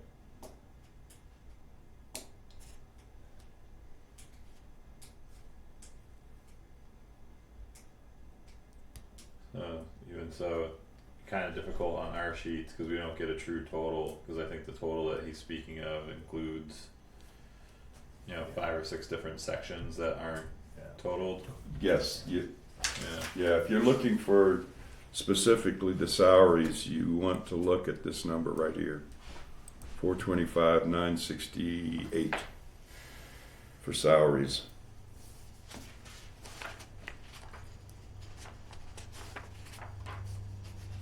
And that's with the 3%. And the DPW salaries right now,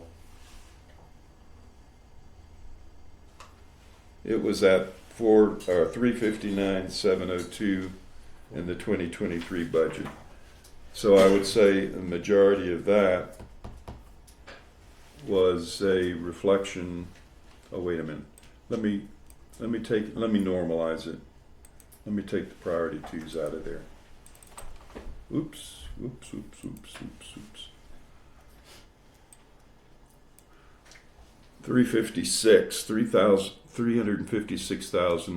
356,463, and the salaries is 359,702. That was last year's budget, 359. Yeah, So it's just 3,000 less than last year. But then, and that's all just ones, right? these are just the ones. So, and you had mentioned that seventh position was a 3 It was a 2, or a 2. yes, All right. and it's not included in this number. Yeah. So that's where that savings comes from, basically, right? Yes. But there is a cost differential again, because I would add that all of these positions have been recosted to reflect what they're currently being paid now. So with the DPW, it sounds like what I was just speaking about with the police department. That position eliminated funds all the increases, and the reality of getting that last position doesn't feel like it's attainable this year, right? With That how was the everything logic. is. Yeah, yeah. So it worked for this budget though, that exact scenario. Right. So that when you do want to add that seventh officer, you're gonna have a significant, or not officer, but DPW worker, a bump, if we take it away this year. But if you approve this budget with priority ones, then you would have to go forward with a hiring freeze on that seventh position throughout the year. No monies would be available. But you can still leave the position on the, well, I guess it's not on our You can leave it on. budgets, but you can still have it on there. It's not like, because that's what the chief brought up was, well then how do you get it back? Well, if it's still on your sheet, there is no We're just not funding it. Well, Yeah. funding it this year, which is what he did with police training one year. Yeah. And now he's put a dollar amount in it, so. Correct. Yeah, so this is, So I just think it's interesting because it was, rationalized the opposite way when, for the police department, and then with the DPW, it was a tool that Right. was utilized. right. but I think at the end, Yeah. chief said, okay, yeah, let's look at cutting into that Mm-hmm. at a minimum. At a So fif- yeah. I think it seems like we have a good working environment here. Mm-hmm. Yeah. But then again, I just want to point out too that if in fact we're putting our money where our mouth is to keep those employees well stocked in the employee roles, then you're also looking at the $2 increase for 4 employees, a $2,000 sign-on bonus, and a $1,000 increase for part-time. So adding them on would only, what would that add, $19,000? 67,000. Well, no, except for the employee 7. Oh, okay. So Yeah, it'd be like 19. yes, all right. Yes, that amount would be 19,640. So to do that, you could probably make that a 3, and that then could fall off of here.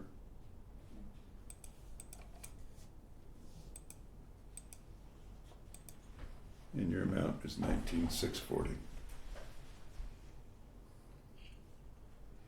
See how that works? Mm-hmm. So that's really what you're looking at in terms of decision making for the personnel in DPW. So if you included those number twos, so if we did ones and twos now, Mm-hmm. what do we got? Ones and twos would be 365, 721. With the 3%, 376, 692.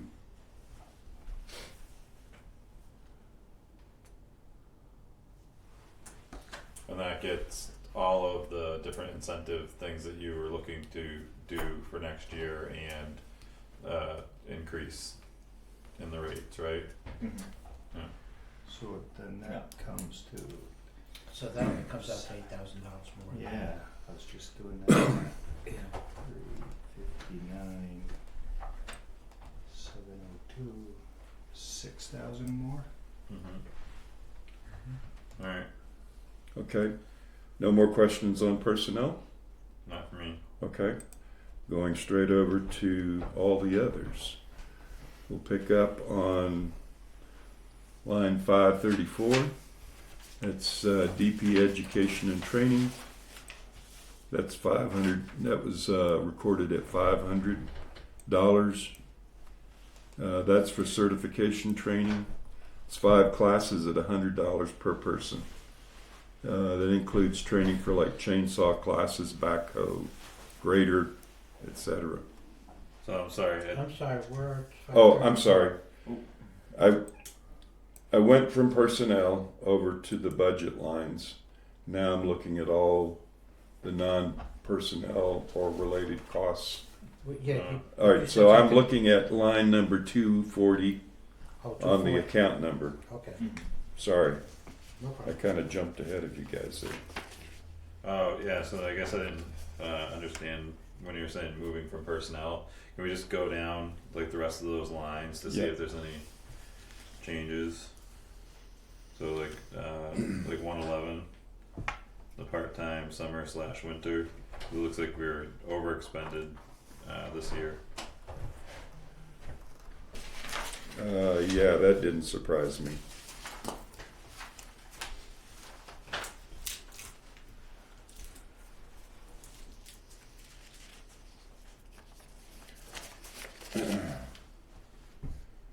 That's because we were running at 3 employees last year, and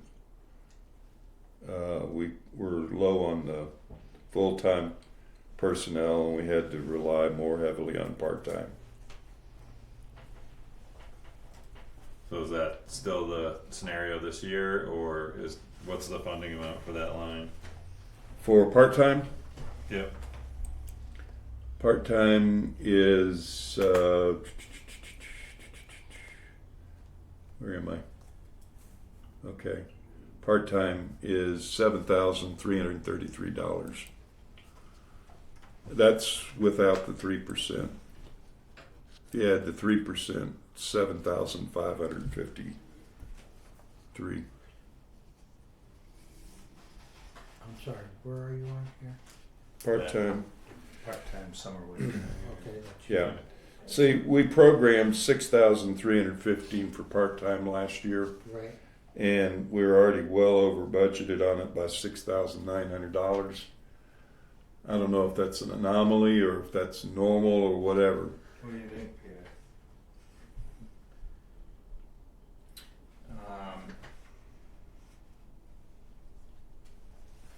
Yeah, I think some of that has to do with the shortfall of employees.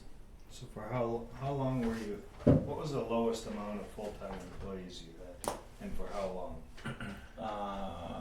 It would have been 3 from September to October, November. About 2.5 months. Of 3 full-time, and then you had, Yeah. how many part-time were running? Is that, what I'm driving at, is that what we're seeing here? Historically, your part-time has been, well, it has historically been under budgeted, I guess. Looking at these. Mhm. And that could have been a seasonal issue too, and I wasn't here last winter. But you were, Peter. I don't know if you were going hard at it with snow removal or whatever. But that would have been in the a case beginning for of the the swing year. variable. Yeah. Yeah. Yeah, we got If you didn't have the full-time employees to cover it, Yeah. then the only backup you had was So hiring really, part-time.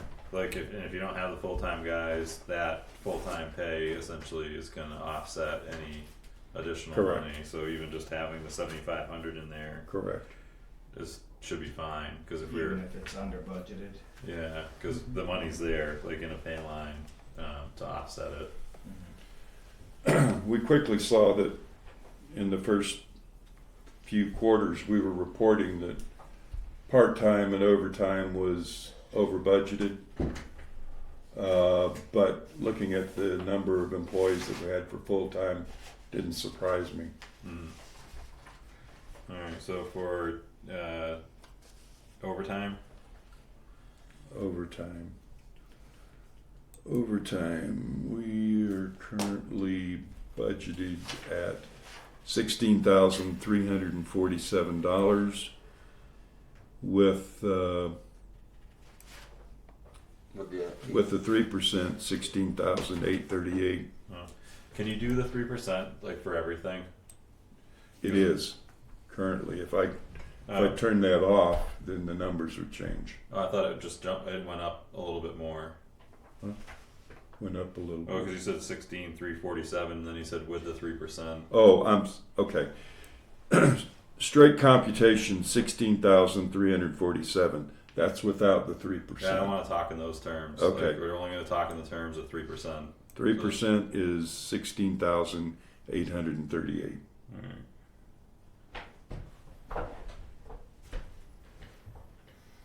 Alright, So that meant that the DPW salaries was 425,967.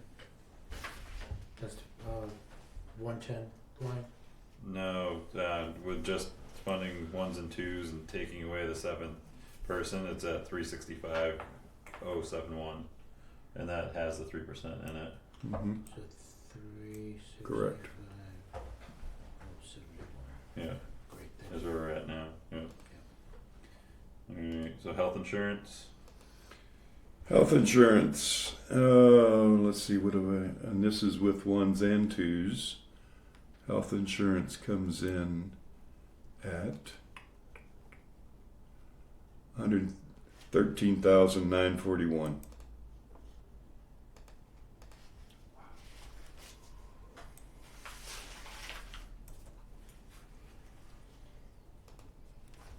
What is that? How does that compare? 40,000 more than last year. 43. Yeah. There were some differences in the health costs. And I don't know if I could explain the differences, that big of a jump, but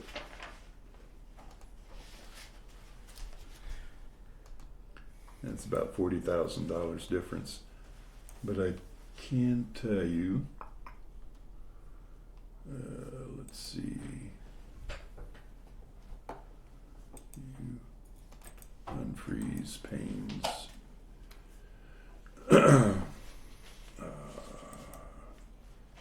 Health insurance. Well, depends, okay. I think I just remembered why some of the differences. You had some changes in your health plans, right?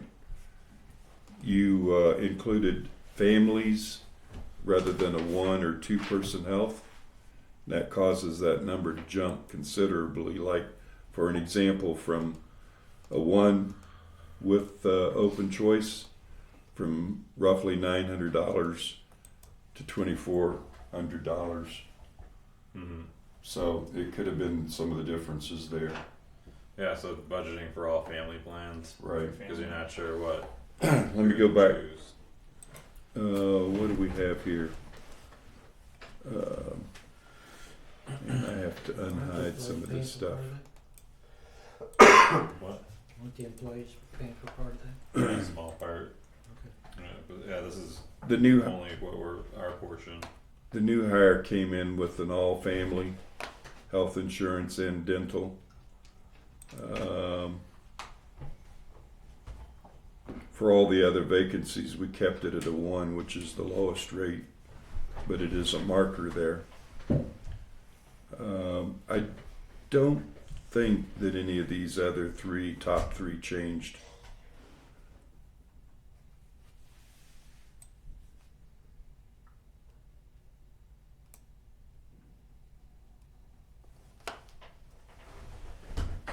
Alright, so for dental, Dental?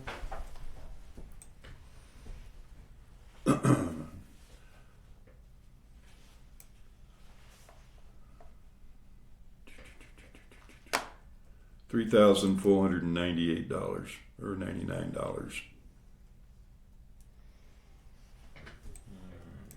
life insurance, $252. That's some cheap life insurance. I mean, inexpensive. I won't say cheap. Inexpensive life insurance. And that did drop. I think it went from 48 to 42 this year. so the other two are kind of, reciprocal, like depending on what we do Mhm. with those numbers. So we go down to retirement. Retirement. Retirement comes in at $49,165.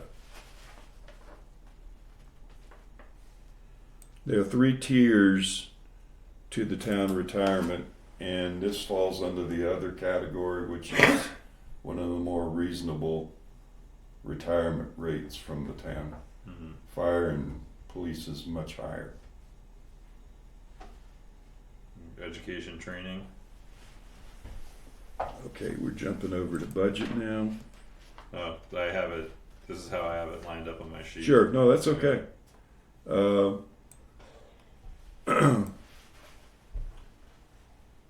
That went from 300 to 500, and it was based on the calculus of 5 classes at $100 per class. And like I said, that would be for instances such as chainsaw, backhoe, and grader classes. Uniforms and boots. You might want to talk to that, Peter. You had a change that you wanted to talk to me about before the meeting. Right now, it's at 10, coming in at 10,000 on priority 1 from 9,315. Mm-hmm.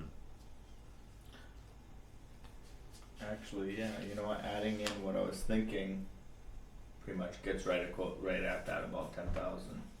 Okay, so the number's good. You're saying adding in, yeah, the employees? Yeah, or Or you're getting adding- it, well, actually. That was accounting in boots for part-time employees, but not uniforms. Because boots would be a requirement to have for safety tow. Mm-hmm. But uniforms is not like a requirement we would have to have. Yeah. So adding in that, $525 for 3 employees at $175 each gets it close to that 10,000. Adding it on top of what we budgeted last year. Okay. Because we were pretty close to 10,000 in actual. Actual cost anyway. Yeah. Alright. And then the drug and alcohol testing. Drug and alcohol came in at 660, and I think Peter explained that was required testing, and he figured 4 pre-employment and 7 random tests, and I think those are at $60 a pop. Total of 11 times 60, 660. Alright. Yeah, because the actual is at 663 for this Right. year too. Right. So, That was over executed last year. And then vehicle maintenance. That came up to another additional $20,000. And if you look at what's the So what's the whole vehicle number? maintenance, yeah, that was over executed as The well. whole number would be 120. Yeah. So he brought that up to $120,000, and that's for miscellaneous repairs, et cetera, et cetera. Comparing the 21 and 22 actual expenses, pretty much closely matches the 23 expense. Mm-hmm. But again, that's one of those that it's hard to predict what the requirement's going to be until something actually breaks down, which you don't program breakdowns. That's Yeah. the problem with that one. Then the Comtel internet cell. Came in at 4,500, and that was mostly cell phones, and I guess that was programmed at 5,325 last year. And then supplies. Supplies $10,000. Miscellaneous equipment, hoses, rakes, shovels, etc. And the Shop expense on supplies. that, supplies, where are we? We're a little bit under executed this year, but it was also programmed at 10 last year. Yeah. I don't know if you're going to spend the rest of that $1,700 this year or not, but it should come in close. Electricity for the garage. Electricity, again, that was the case in point where we used the model. We kind of took that out of the hands of the department heads and plugged the numbers in. So if we check the electricity, we're under about $726. We're at 11,000 on that one. $4,000 higher. Hmm? $4,000 higher. Yeah. Why? Because we used a different model. Why don't we just take another look at that one after? Sure. So I'm going to code that one, then red.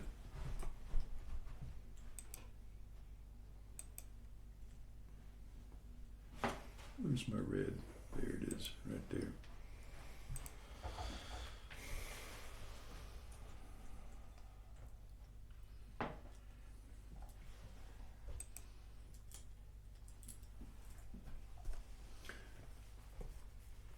Propane, same amount as last year. The execution on that is about $2,300 under executed. What was the the average cost of propane during that time frame for last year? Do we have that? Let's see if I have that.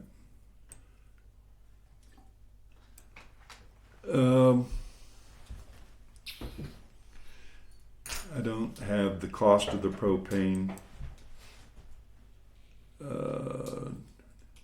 Okay, don't worry about it. Yeah, all that I know is that,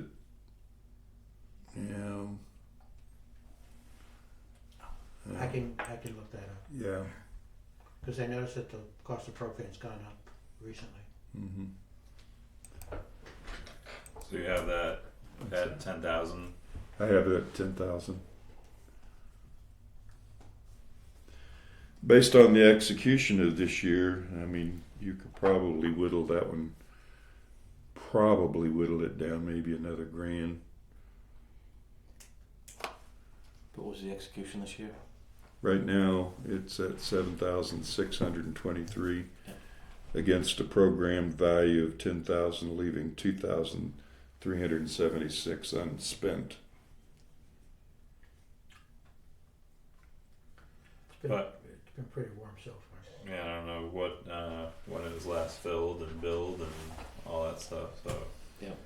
I think it's Yeah, that's another case in point. It might be a good idea to start tracking the consumption on all items such as fuel, propane, and electricity, even in terms of kilowatts used. And we could probably get better numbers.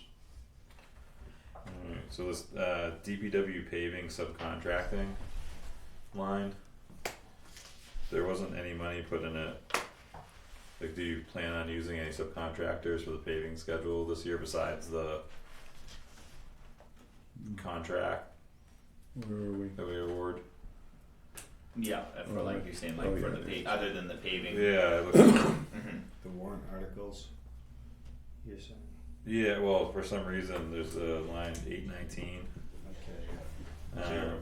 Yeah, it's zero. Yeah, It it was was- zero for the year It before. was 0 last year too. Yeah. So it was the last time it was used was in 21. And that may have been because you were actually doing some of the paving repairs yourself at DPW rather than going to contract. Well, yeah, so it's the subcontracting. So maybe I don't know what that reflected. I just didn't want it to be missed, and Yeah. Yeah. but you didn't have to expend anything from it this year. Mm-mm. Yeah. All right. No. Then the wildlife management doesn't. Cause we had budgeted Oh, $1,000 last year. yeah. So do you recall what that was used for in the past, or? Yeah, that's been used for trapping beavers. But we didn't use anybody this year at all. Yeah. And I think that's the rationale why we put $1 in there to make it a viable account in the event that you had to spend against that account. Yeah. Yeah. So do you foresee any issue? Like, is there anything that you know of now? There is a couple of areas that are flooded out that we're assuming by beavers, but we've been able to handle it with the keeping the culverts screened and keeping them clean. Okay. So are you keeping that $1,000 in for this year, or No, I think we were going to take that out. and just do $1? Just do $1. Okay. Yeah. Yeah.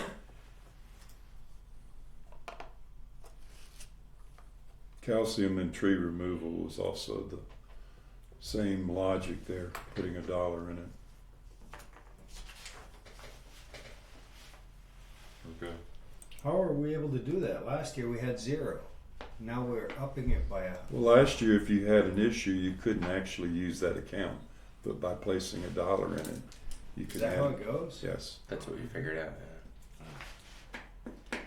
that's primarily the one major thing that I learned in the classes that we took last year was put $1 in it. You can use it, however you move it back and forth.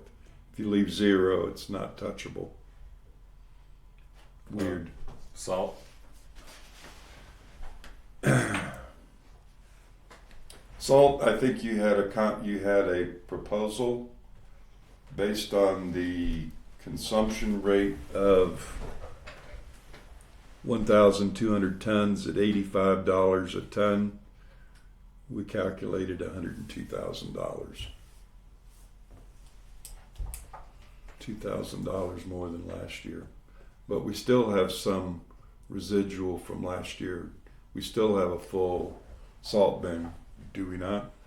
Not since we did this. Not since the last run? Yeah. Okay. Yeah. But we have we still have some money left over in the budget for Yes. it. It's not at Yeah. 0, so Alright, so gas and fuel. The calculation was 3,100 gallons at $3.73 a gallon, which may be a departure from what we had with police. I used, whether you can believe it, trust it or not, I went to what is that, government economic forecaster model, and they said what the average cost of fuel would be, and they came in at $3.73 a gallon. So that's how I calculated that. What's the number? $11,563. That's for gas, not diesel, right? That is for gas. Diesel is another matter. Alright, yeah, so we don't have it broken out on our sheet.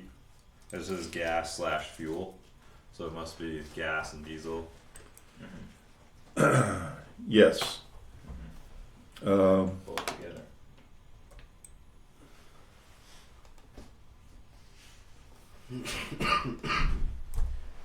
Combined is $62,273.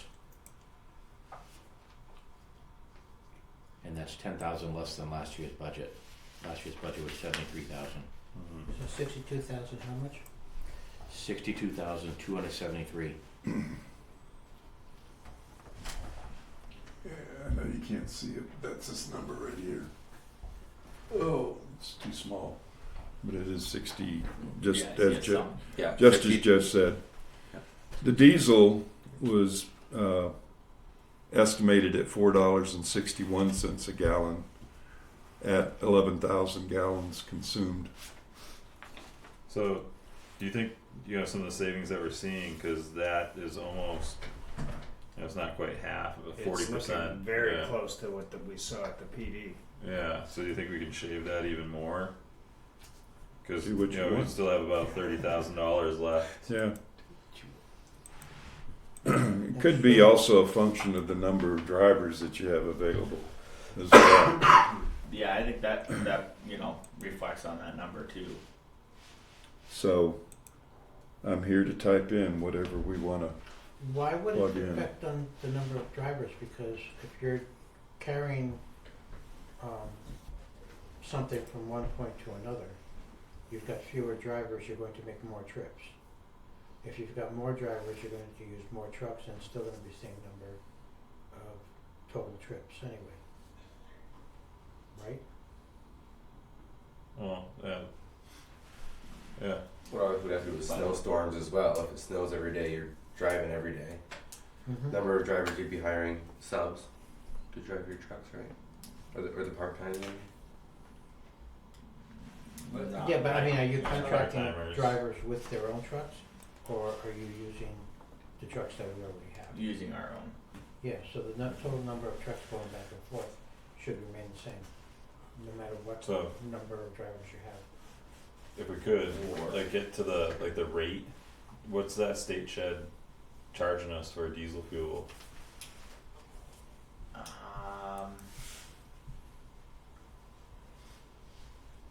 I haven't seen the recent receipts, so I don't know. Yeah, I don't know currently what we're paying, but I know it's a lot less than what's forecasted right there. Yeah. Yeah.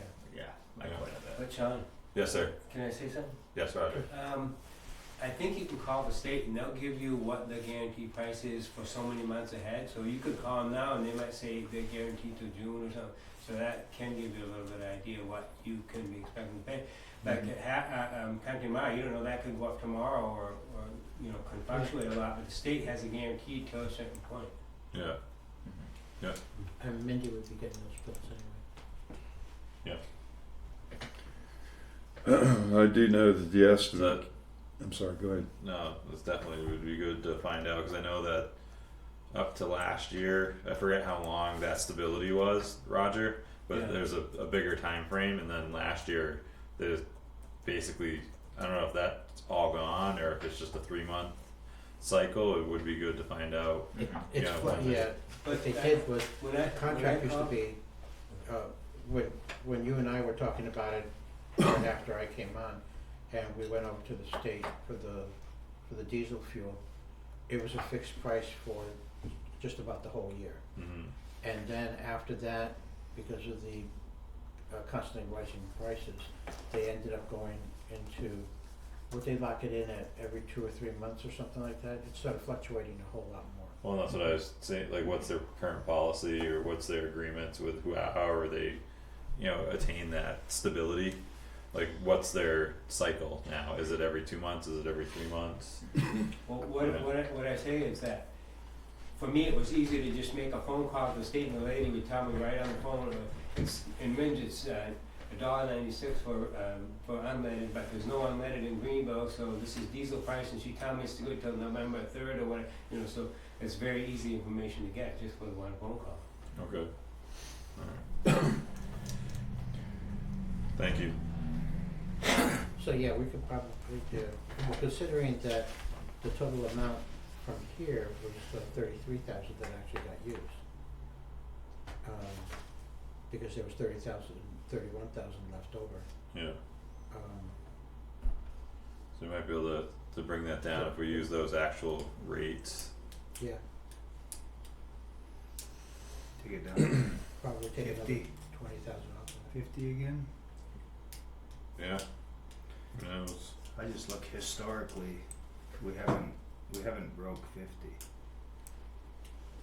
And I think 2 or 3 years ago, or was it last year? Last We year. went like, oh, it's gonna go crazy, and even the year before that, there was a huge increase. But it's been much more stable, and I think in large part to use Fortunately. that depot.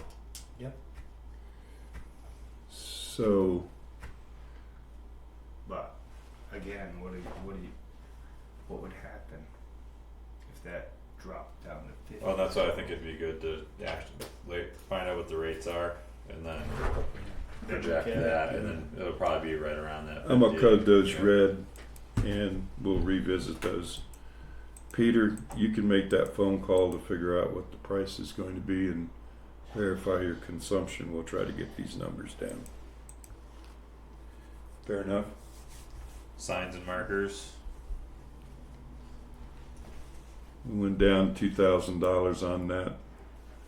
It was based from 2023. And I guess the range is 150 to 300 per sign. So what's What's the dollar our amount? execution rate? Execution, It's got it at 4,000. yeah, I we're- can't see that. we're almost Yeah, it's 4,000. 50. This year's Yeah. projected We're is way over. $4,000. Yeah, we're way over that amount. But we did go down 2,000 from 2023 in the estimate.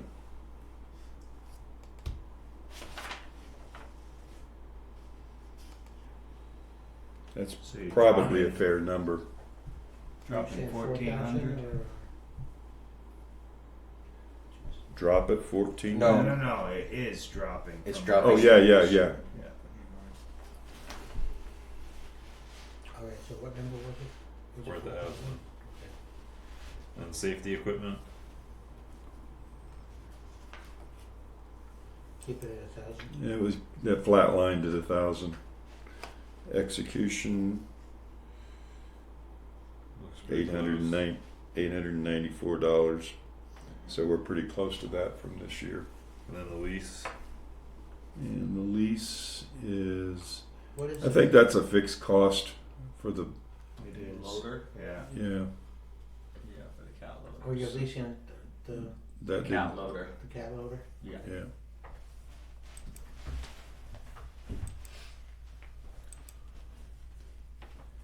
Just making sure it was still fixed. Yeah. Well, I haven't heard of It is any according change. to our budget. Okay, so we have some homework to do on fuel and diesel, I have And something to bring up. too. electric and garage. What's the electric rate the town's paying currently? You said 12 cents. 12 cents a kilowatt hour. Yeah. Electric rate, Or I mean the supply. We think it's 12 cents Is per that comparable to kilowatt. what you guys pay at home? Well, Yeah. it depends on. Because There's a lot of different numbers there because Well, yeah, I understand. There's two different numbers, but price per kilowatt hour.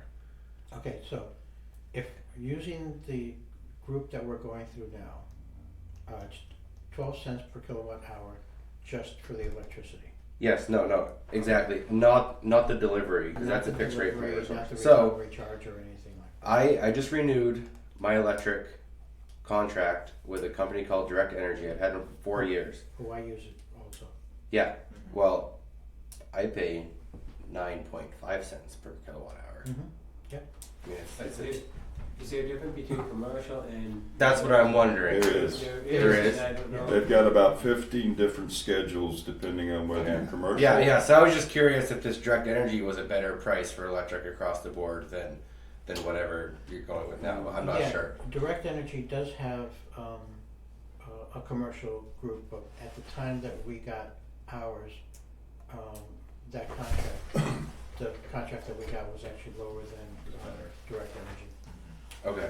And prices change if you go over 1,000 kilowatts. Yeah. The Well. rate changes, so there's multiple Yeah. factors. Yeah, 'cause But the- you found, I'm sure, On the contract I just signed, the price from 500 to 1,000 to 1,500 was all the same. They didn't give me higher numbers than that. right, But I had taken a picture of it and brought, or my wife just sent a picture of it to me now because I was curious. But yeah.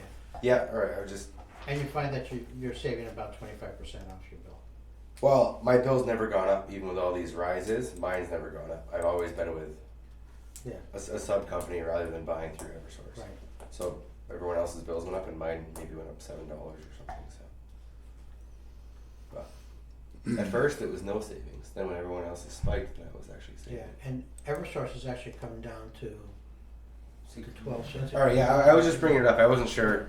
Yeah. I remember it was 12 cents, and I wasn't sure. Alright. I didn't know the new contract wasn't going to go up. It did. Basically, my price didn't go up at all when I just re-signed. So, that was it. You remember what the kilowatt rate was for EverSource? 12.5, no, what we're paying is 12.582 cents. To EverSource.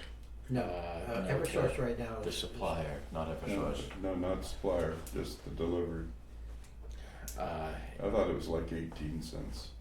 Well, Don't quote me Alright, on that. no, it's Doesn't it's matter. huge. Let's square Doesn't matter. Square this back in because it's getting to be about Yeah. 10 o'clock Yeah. and we're gonna keep Yeah. going way off. So at this point, I want to give you the option to, continue on charging through and try to at least get your numbers on the next two sections, the general government buildings and the landfill.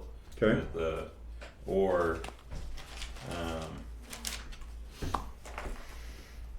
come back to these other two.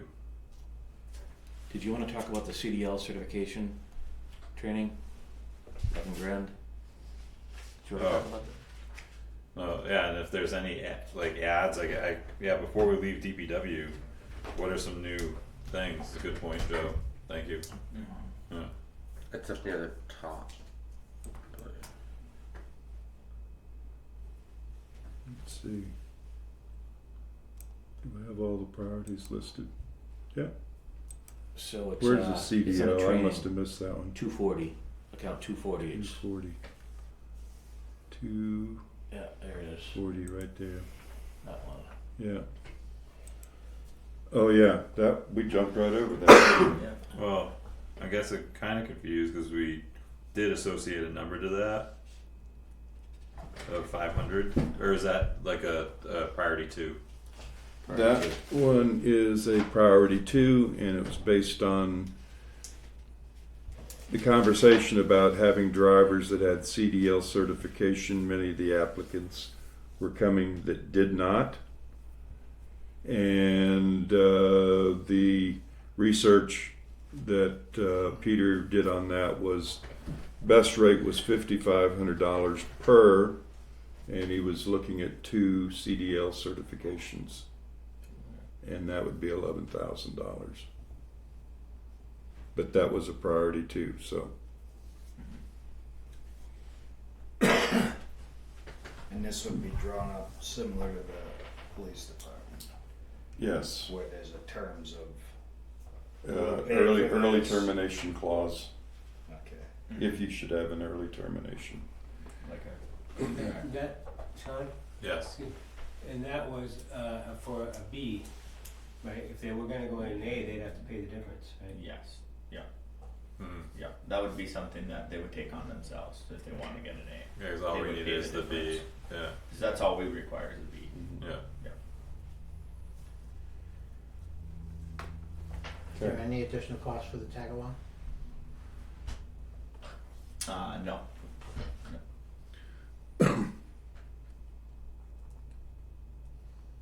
Okay. Moving on to the next. We go back to personnel and set that up for transfer station.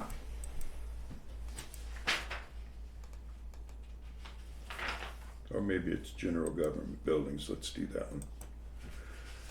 So what was the bottom line on that Department of Public Works? Without the outdoor lighting, transfer station. This is just Government. This is just DPW, the 24 request, all priorities Peter? is 1,019,000. What is that? $500. If you take that down to just priority ones, goes to $913,042. See, look at $25,000 difference. What's that? Oh, it's around. And that's inclusive of everything, personnel, related costs, and other expenses.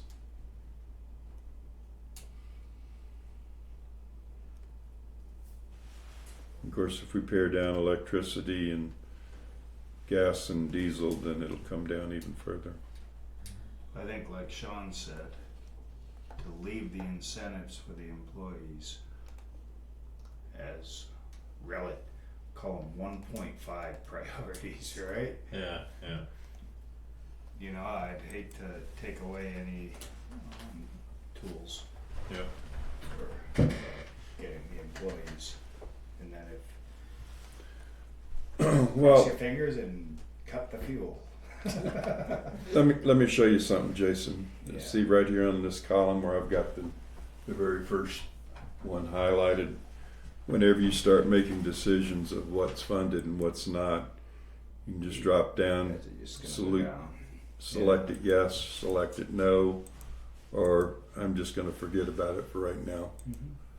And once these are all pre-populated, then this will all be used to look in the summary table to And get this your is- number. This is next week. Yes. Yeah.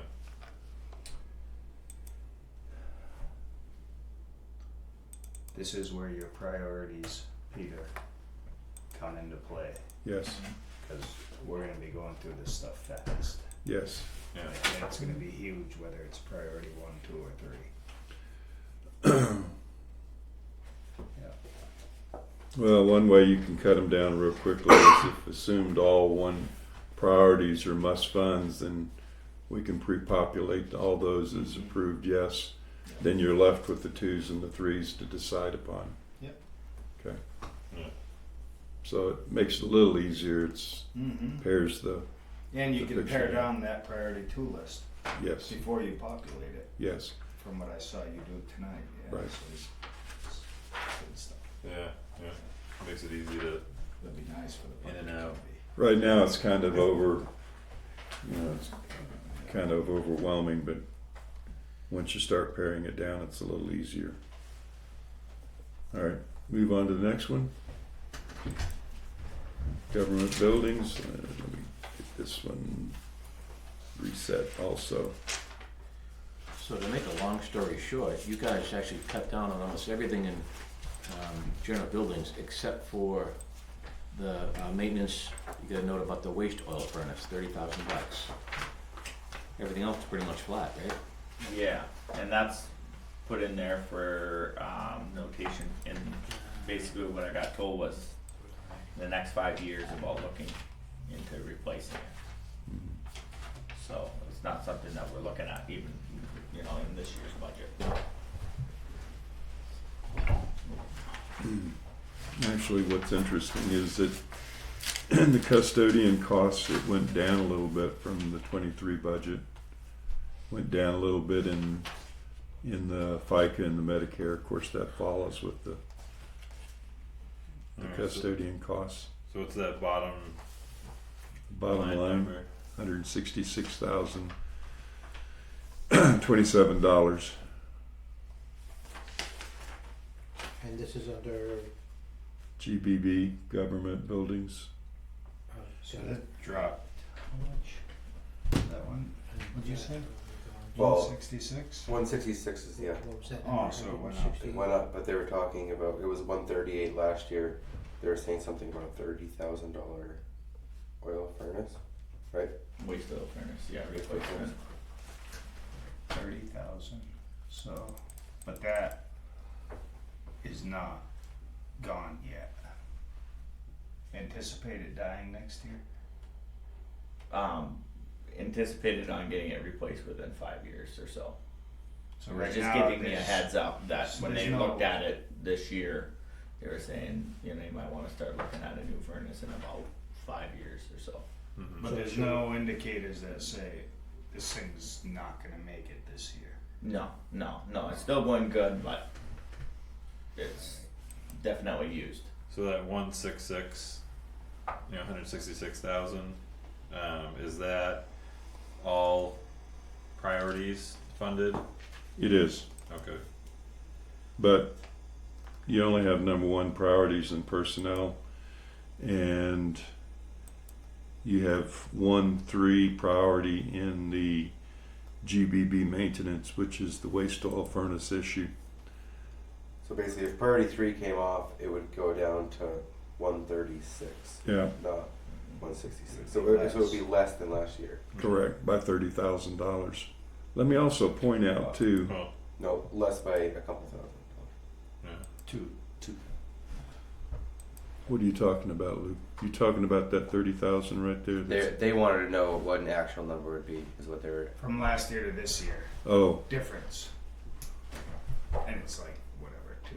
all right, let me reset that. And Roger? I was thinking, if is he budgeting 30,000 for that furnace to replace in 5 years? Because why can't they just do a warrant article to put it into the capital reserve, 30,000 a year to build up to that 5-year thing, Yeah. rather than putting it in the budget now? Put it in the warrant article under the. Yeah, have it capital as a reserve. part of the CIP. Yeah, Yeah, it comes, and that would go And, into and it that. would be 30,000 total, not Oh. said a year. Oh, so No. then it'd be 6,000 a year for Yeah. 5 years? Mhm. Yeah, Oh, okay, whatever it is, I mean, yeah, that was the then total you wouldn't have cost. to have it in the budget. They were estimating. if you're looking at priority ones, which generally goes hand in hand with the 23 budget, I'm coming up with $136,027. So Mike, I wonder why the custodian is budgeted less? Is that what happened? Custodian? Yeah. Oh, Like for personnel, it's all going up, and is that including a 3% COLA at 19? yeah, it went from 17.5 to 18.1 with the COLA adjustment. And this is the 18.1 is what's populated right here. Because we have 19,904 as what was budgeted for last year. Yes. I mean, I suppose he just uses the hours as he uses them. Yeah. Well, interestingly enough, it was 832 hours for the custodian. I'll call it employee one, and this one was just a $2,600 marker calculated by $50 hourly rate. Well, essentially which works out to be a weekly salary, $50, 52 weeks. I mean, $50 at 52 weeks, 2,600. And that we don't have a line for in here, correct? No, it summarizes all of this for the single 111 line in budget, which takes it to this number right here, 18,103. 18103? Yes.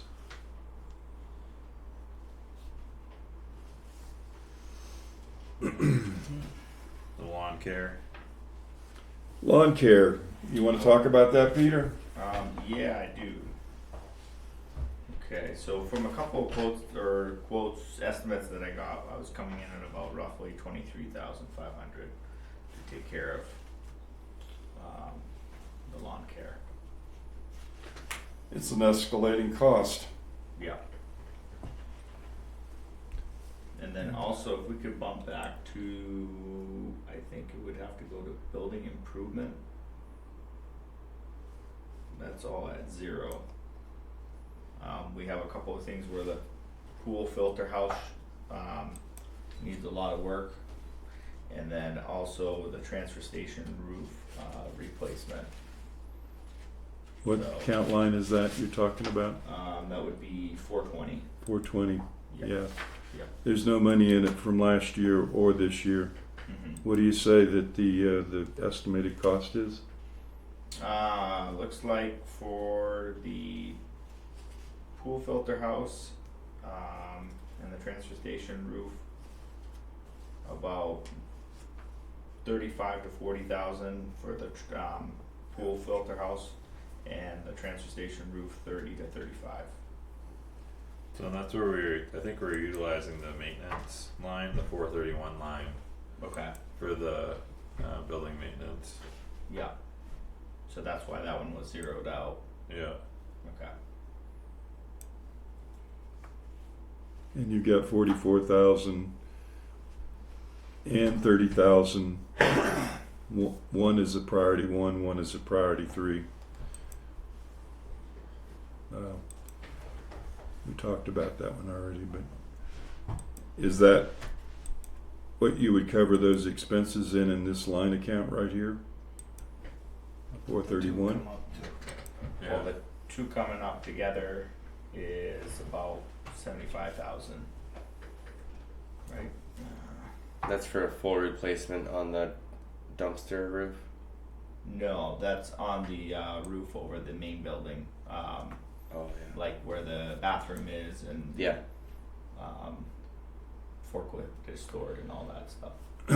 All right, we coded this, Peter, but I've already put in here, one estimation is 24,000 and another is 20,000, but we didn't identify what the maintenance requirements were for. So was that 24,000 for the pool? It says for the pool roof.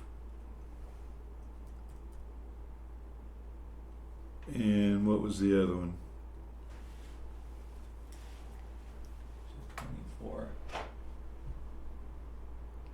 24. 20,000 for the pool roof. And another 20,000, 24,000. What was the other item? At the transfer station, Was it transfer? yeah, transfer station, What was the repair? roof replacement. Okay. Don't you have that right there at 44,000, both of them? No, that's 35,000, about 35,000. So, why aren't we using the building maintenance fund, capital Capital reserve fund reserve. for these projects? Are they we don't want to use it for this type of project, or is there not funds available in there? 'Cause what do we use this maintenance line Well, I'm not. historically? So this one is kind of like quick fix stuff, like gives Mark the ability to maintain things more on the fly is kind of how I You're saying the perceive it to maintenance be. one is? Yeah. Yeah, that's Yeah, kind of like just this, like the unforeseen GGB. things that come up. Yeah, but For him whereas to- the capital reserve would be a planned out expenditure so that you have time like to save for it. But with that being said, we don't have a plan with money that's necessarily earmarked for something in there. So if there is money in there, it could be used for, some of this stuff as well. But once we have that CIP going, we wouldn't necessarily have that flexibility, because money's gonna be being planned for specific uses instead of just, we're gonna throw 30 or 50,000 in this year and, so we have it more or less. Cause it's kind of what had happened before, just some type of funding level. I'm not, do you show what's in there right now or? I could probably somewhere in that Yeah, yeah. black bag of mine So that's something you guys we can- don't wanna wait for me to So try we, to find yeah, it. no, we can come back to that. Look at it. So I guess what I'm saying is it may be worthwhile to level fund this line with the anticipation of being able to use some capital reserve funds, cause we have a building maintenance capital reserve. So you're suggesting reducing that amount? Do you agree, Peter? Peter? If you, so basically if we were to get it in the CIP for some of these maintenance things. No, No. right now that's not that what I'm money's saying. available for maintenance. The CIP is something, Sean was giving a warning that in the future you may not be able to do this because it'll all be earmarked, but Mhm. currently it's just sitting there for the DPW director to say, we need a new roof on building 3, which then Mhm. get quotes and a new roof and Mhm. blah. So that would just be a way to level fund it And it's a matter if there's even any money in there, because I know that money had been heavily utilized over the last couple of years in order to replace the roof on building 3, put in the heating system, you know, like there has been expenses put against it, so I just have no idea, you know, what's in there. So you don't have to level fund it necessarily, like they're just, like I said, this is all still a worksheet, and you can't pull something out without knowing if there's, you know, money to back it up. Yeah. And then on top of it, I believe that roof, part of it down at the transfer station was something that we authorized you to take down, right? This is Is a that- different roof. Oh, This it's a is, diff- this is a whole an actual different roof? Yeah, building roof, yeah, Oh, yeah. Where the bathroom and where the forklift is stored, that main big building. yeah, The one on top of the hill. Where you, yeah, like where we store like all our recycled Right. electronics Where the glass is and there. batteries and oil and all that kind of stuff, yeah. Okay. Yeah, Alright. and that roof, yeah. this is a roofing cycle this year, So- next year, Yeah, so Mark had just gotten that quote today for me, okay, for that, to figure out basically a number on that, alright. or an estimate, I should say. Are there any other big things that you wanna, you know, speak about in the GGB? No, that was it, that and the mowing, that was it, Yeah, yep. So are we leaving the 44,000 in there? There was also brought to my attention about instead of relying heavily on that electric heater up at the transfer station where this building is for the heat for the bathroom. We have heat just for that bathroom area, okay, to replace out the propane heater that's there. The one that's there, it always gets blown out by the wind and just doesn't, it's not real reliable. So to replace that with the same one that we did down in the hot down there that the guys are in. On the little shed. Yeah. Which that would be about $2,000 roughly for that. alright. Wait a minute. Would that be under maintenance or would that be under something else? Be under maintenance, it's I small. think it would be. Okay, I would- alright, so 2,000 It broke. for bathroom heater, Bathroom area heat, yeah. yeah. Yeah, to So, keep that plumbing from freezing. alright, There is an electric one there, but we're relying on just a small electric one on the wall, Yeah, and that seems pretty costly to rely on that. Possibly, Versus although on the with propane. with what I'm hearing about propane, it might be cheaper than propane. except if it didn't blow out, right? yeah, But this changes to 46,000 now. If you add that 2,000 for the bathroom. Mhm. alright. So what do we do to that budget? Bottom line. Bottom line, all priorities, You said 166. 168, I added $2,000 to that maintenance line, 168,027. You changed that 46 over to 48. Say that again, Lou? You changed the 46,000 to 48. No, I changed it from 44 to 46. I added Okay, $2,000. I had 46 on this. Well, that was this year's budget. So the 44 was what they were gonna budget for 24. Right. Gotcha. Okay. Yeah. Yeah, with that added $2,000, it would match the 2023 budget request. Yep. So it's at 138. 168,027. 2023 request. Oh, 20. I'm sorry. Yeah, 138,104. So is it 30,000 over or? It is 30,000, roughly 30,000 over. That was all priority levels. So Yeah. But you can pull out that 30,000. Oh, pulling out that waste Yeah. oil Yeah. thing. it puts us It's at level. 138. Yeah. Alright. Yeah. Onward and forward. If I just selected the number one priorities, which kind of puts it in an even field, 138 to 138 to Jesus. Okay, it's almost identical. Yeah, actually, That answer down your like question? $80.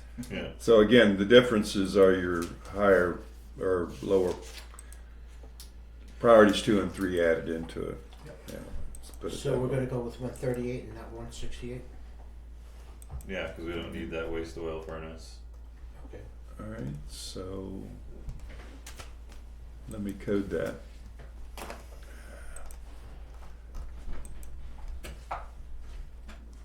Yeah, those are high maintenance things anyway. Oh, we're gonna be getting a new one. Waste oil, I just coded it a no. Still gonna be a high maintenance. Okay. All right. All right, last Transfer one. station. Pardon? Transfer station. Last one. Transfer station coming right up.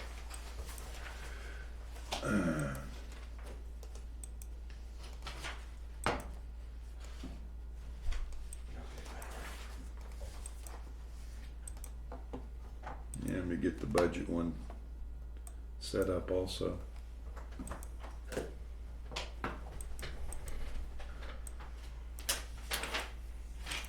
Okay, here we go.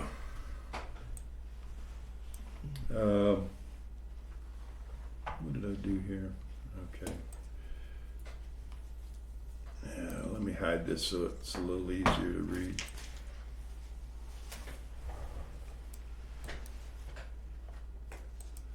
Okay. So, one employee at $20 at 450 hours, another employee 18 hours at 416 hours, and a third employee, all priority ones, $18 at 416 hours. Didn't we budget for? Well, that was what we did. Huh? Yeah. Budgeted for a third employee, Mm-hmm. Right. and we filled it. With the 3%, $24,695. And none of these have any, other than FICA and Medicare paid, no other benefits are paid out of it. Alright. Education training.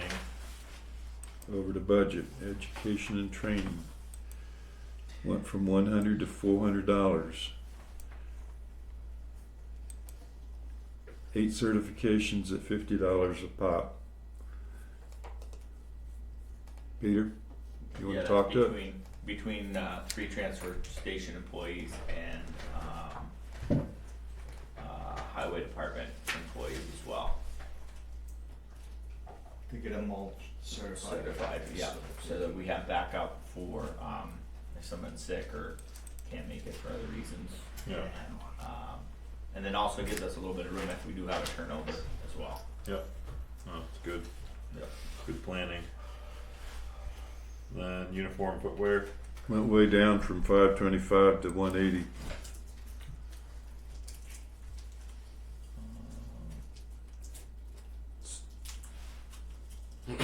Does that sound right, Peter? No, why did that happen?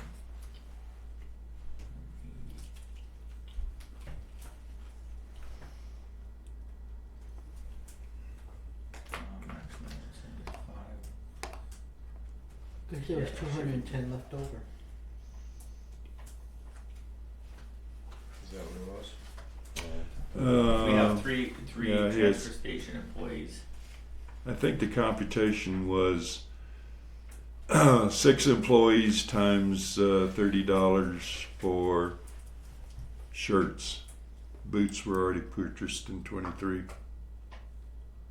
Is that right? That's what you told me, right? Okay. So that's So what that they happened, wouldn't yeah. need boots next year? Yeah, and the whole thing is Well, now zero we budget. do have some Maybe they'll find some at the. Then you have new people. now. Yeah, and now I did lose a guy, so now we'll be hopefully getting a new hire on that as well. So they'll most likely need boots. So Keep it what it was? 525. yeah, Put it back to 525. yeah. All right.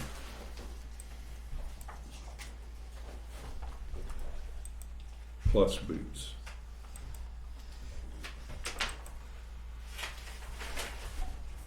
Alright, communication line.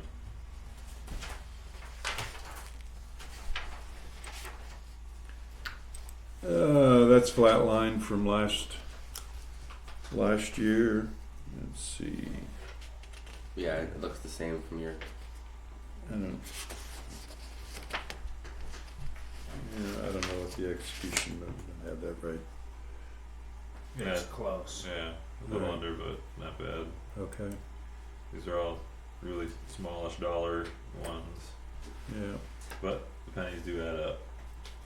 Got that right. General supplies, leave it, That went up $50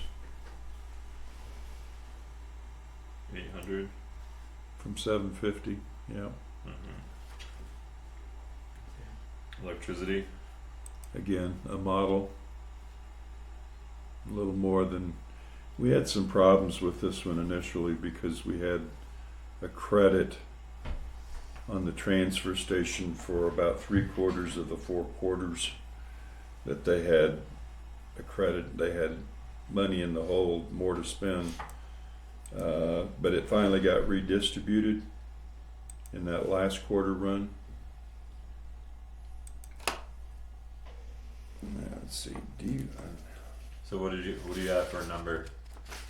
Right now I've got 2809, $2,809.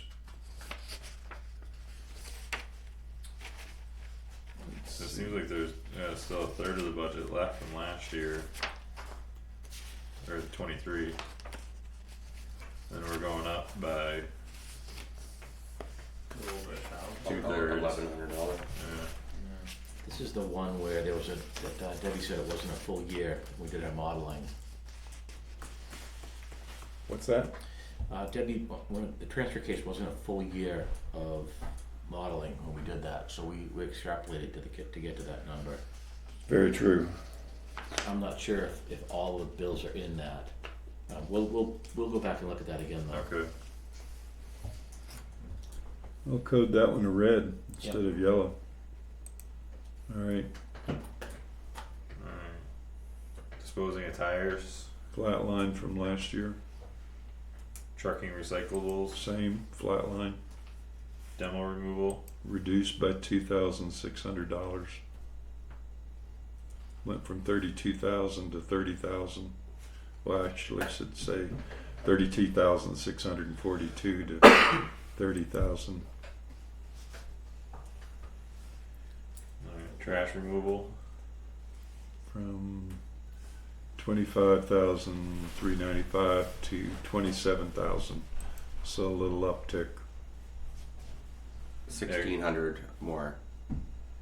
yeah, because we were under Execute or Mm-hmm.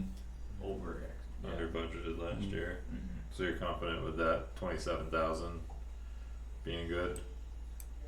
Cause it's still not the same it's still below like what we spent so far this year.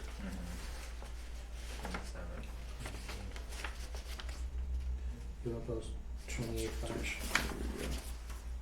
Yeah, I think we should go up a little more on that one.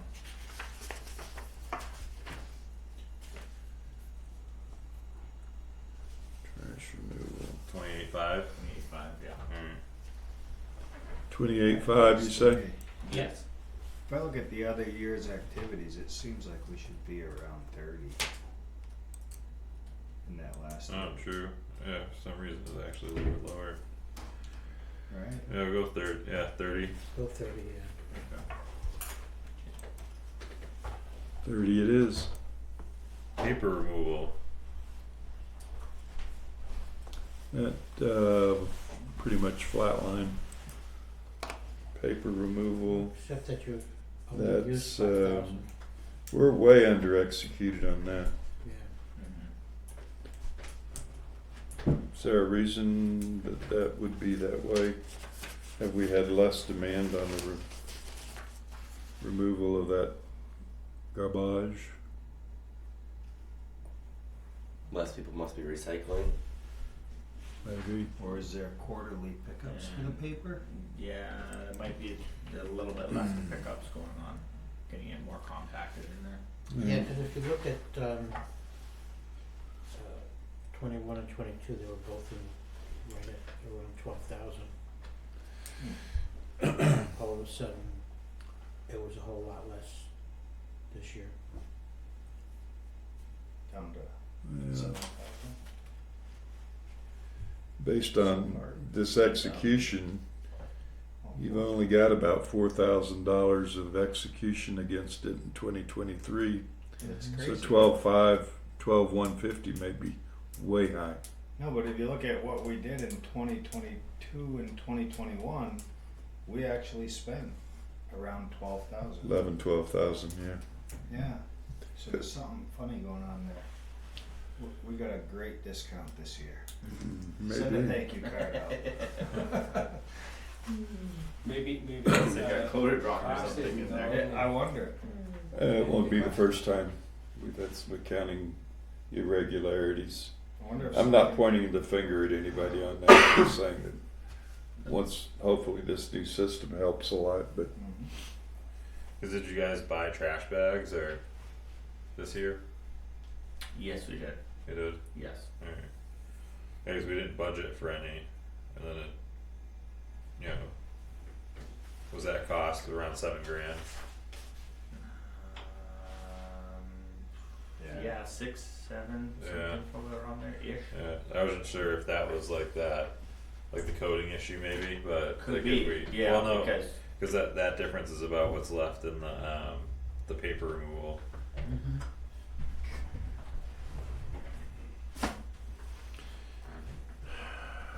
okay, we're leaving that at $1 then? What's that? Trash bags. No, you're right, Sean. I think that is.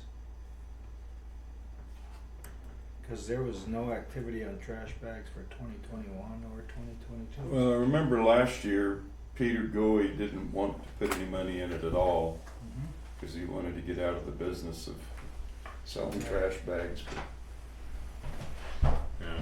yeah. This is all it is. You found the mystery. You solved the mystery. It got coded into something a like- different line. It was Oh. being Peter said he bought trash bags though. Huh? No, he actually bought trash bags this Yeah. year. and it cost around 7,000. yeah, I believe so. I mean, it's right. So it got there, coded right? into another line. What has been happening before is it's been coded into paper removal.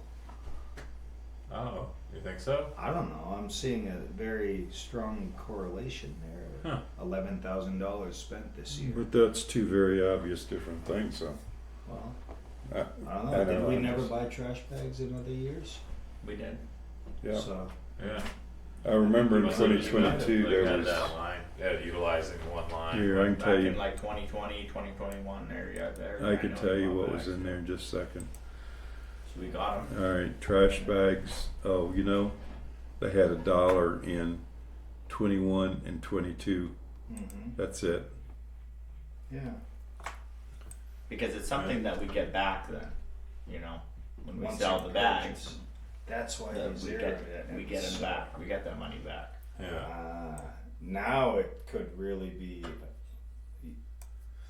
used in that revolving account. that was- Yeah, I was just gonna say, that should Let's be a leave that. revolving account. You spend something to get it back later. yeah, cause that should have come from, you would think, right? From the revolving, Revolving account. account, yeah, Anything that you have a fee for, you can yeah, you Just can, like you Parks can and Rec. deposit that all them fees into your revolving account. So that's something I don't know how you code so all then you that purchase, stuff. yeah, the trash bag, the new trash bags with that That comes out of fee that. based money, cause you're charging for it, and then it's not a part of this at all. That'll be a whole nother education for So you and Steve. or But it's still whoever not stuff too late goes. to look at for this year Mhm. of how to like, you know, straighten that all out, so that it Get comes that out of that, yeah, and then Yeah, that 7,000 doesn't look like a, an over executed line, Mhm. like to that degree, cause it's Yeah. that's a huge red flag Mm-hmm. that something's not right. Bingo.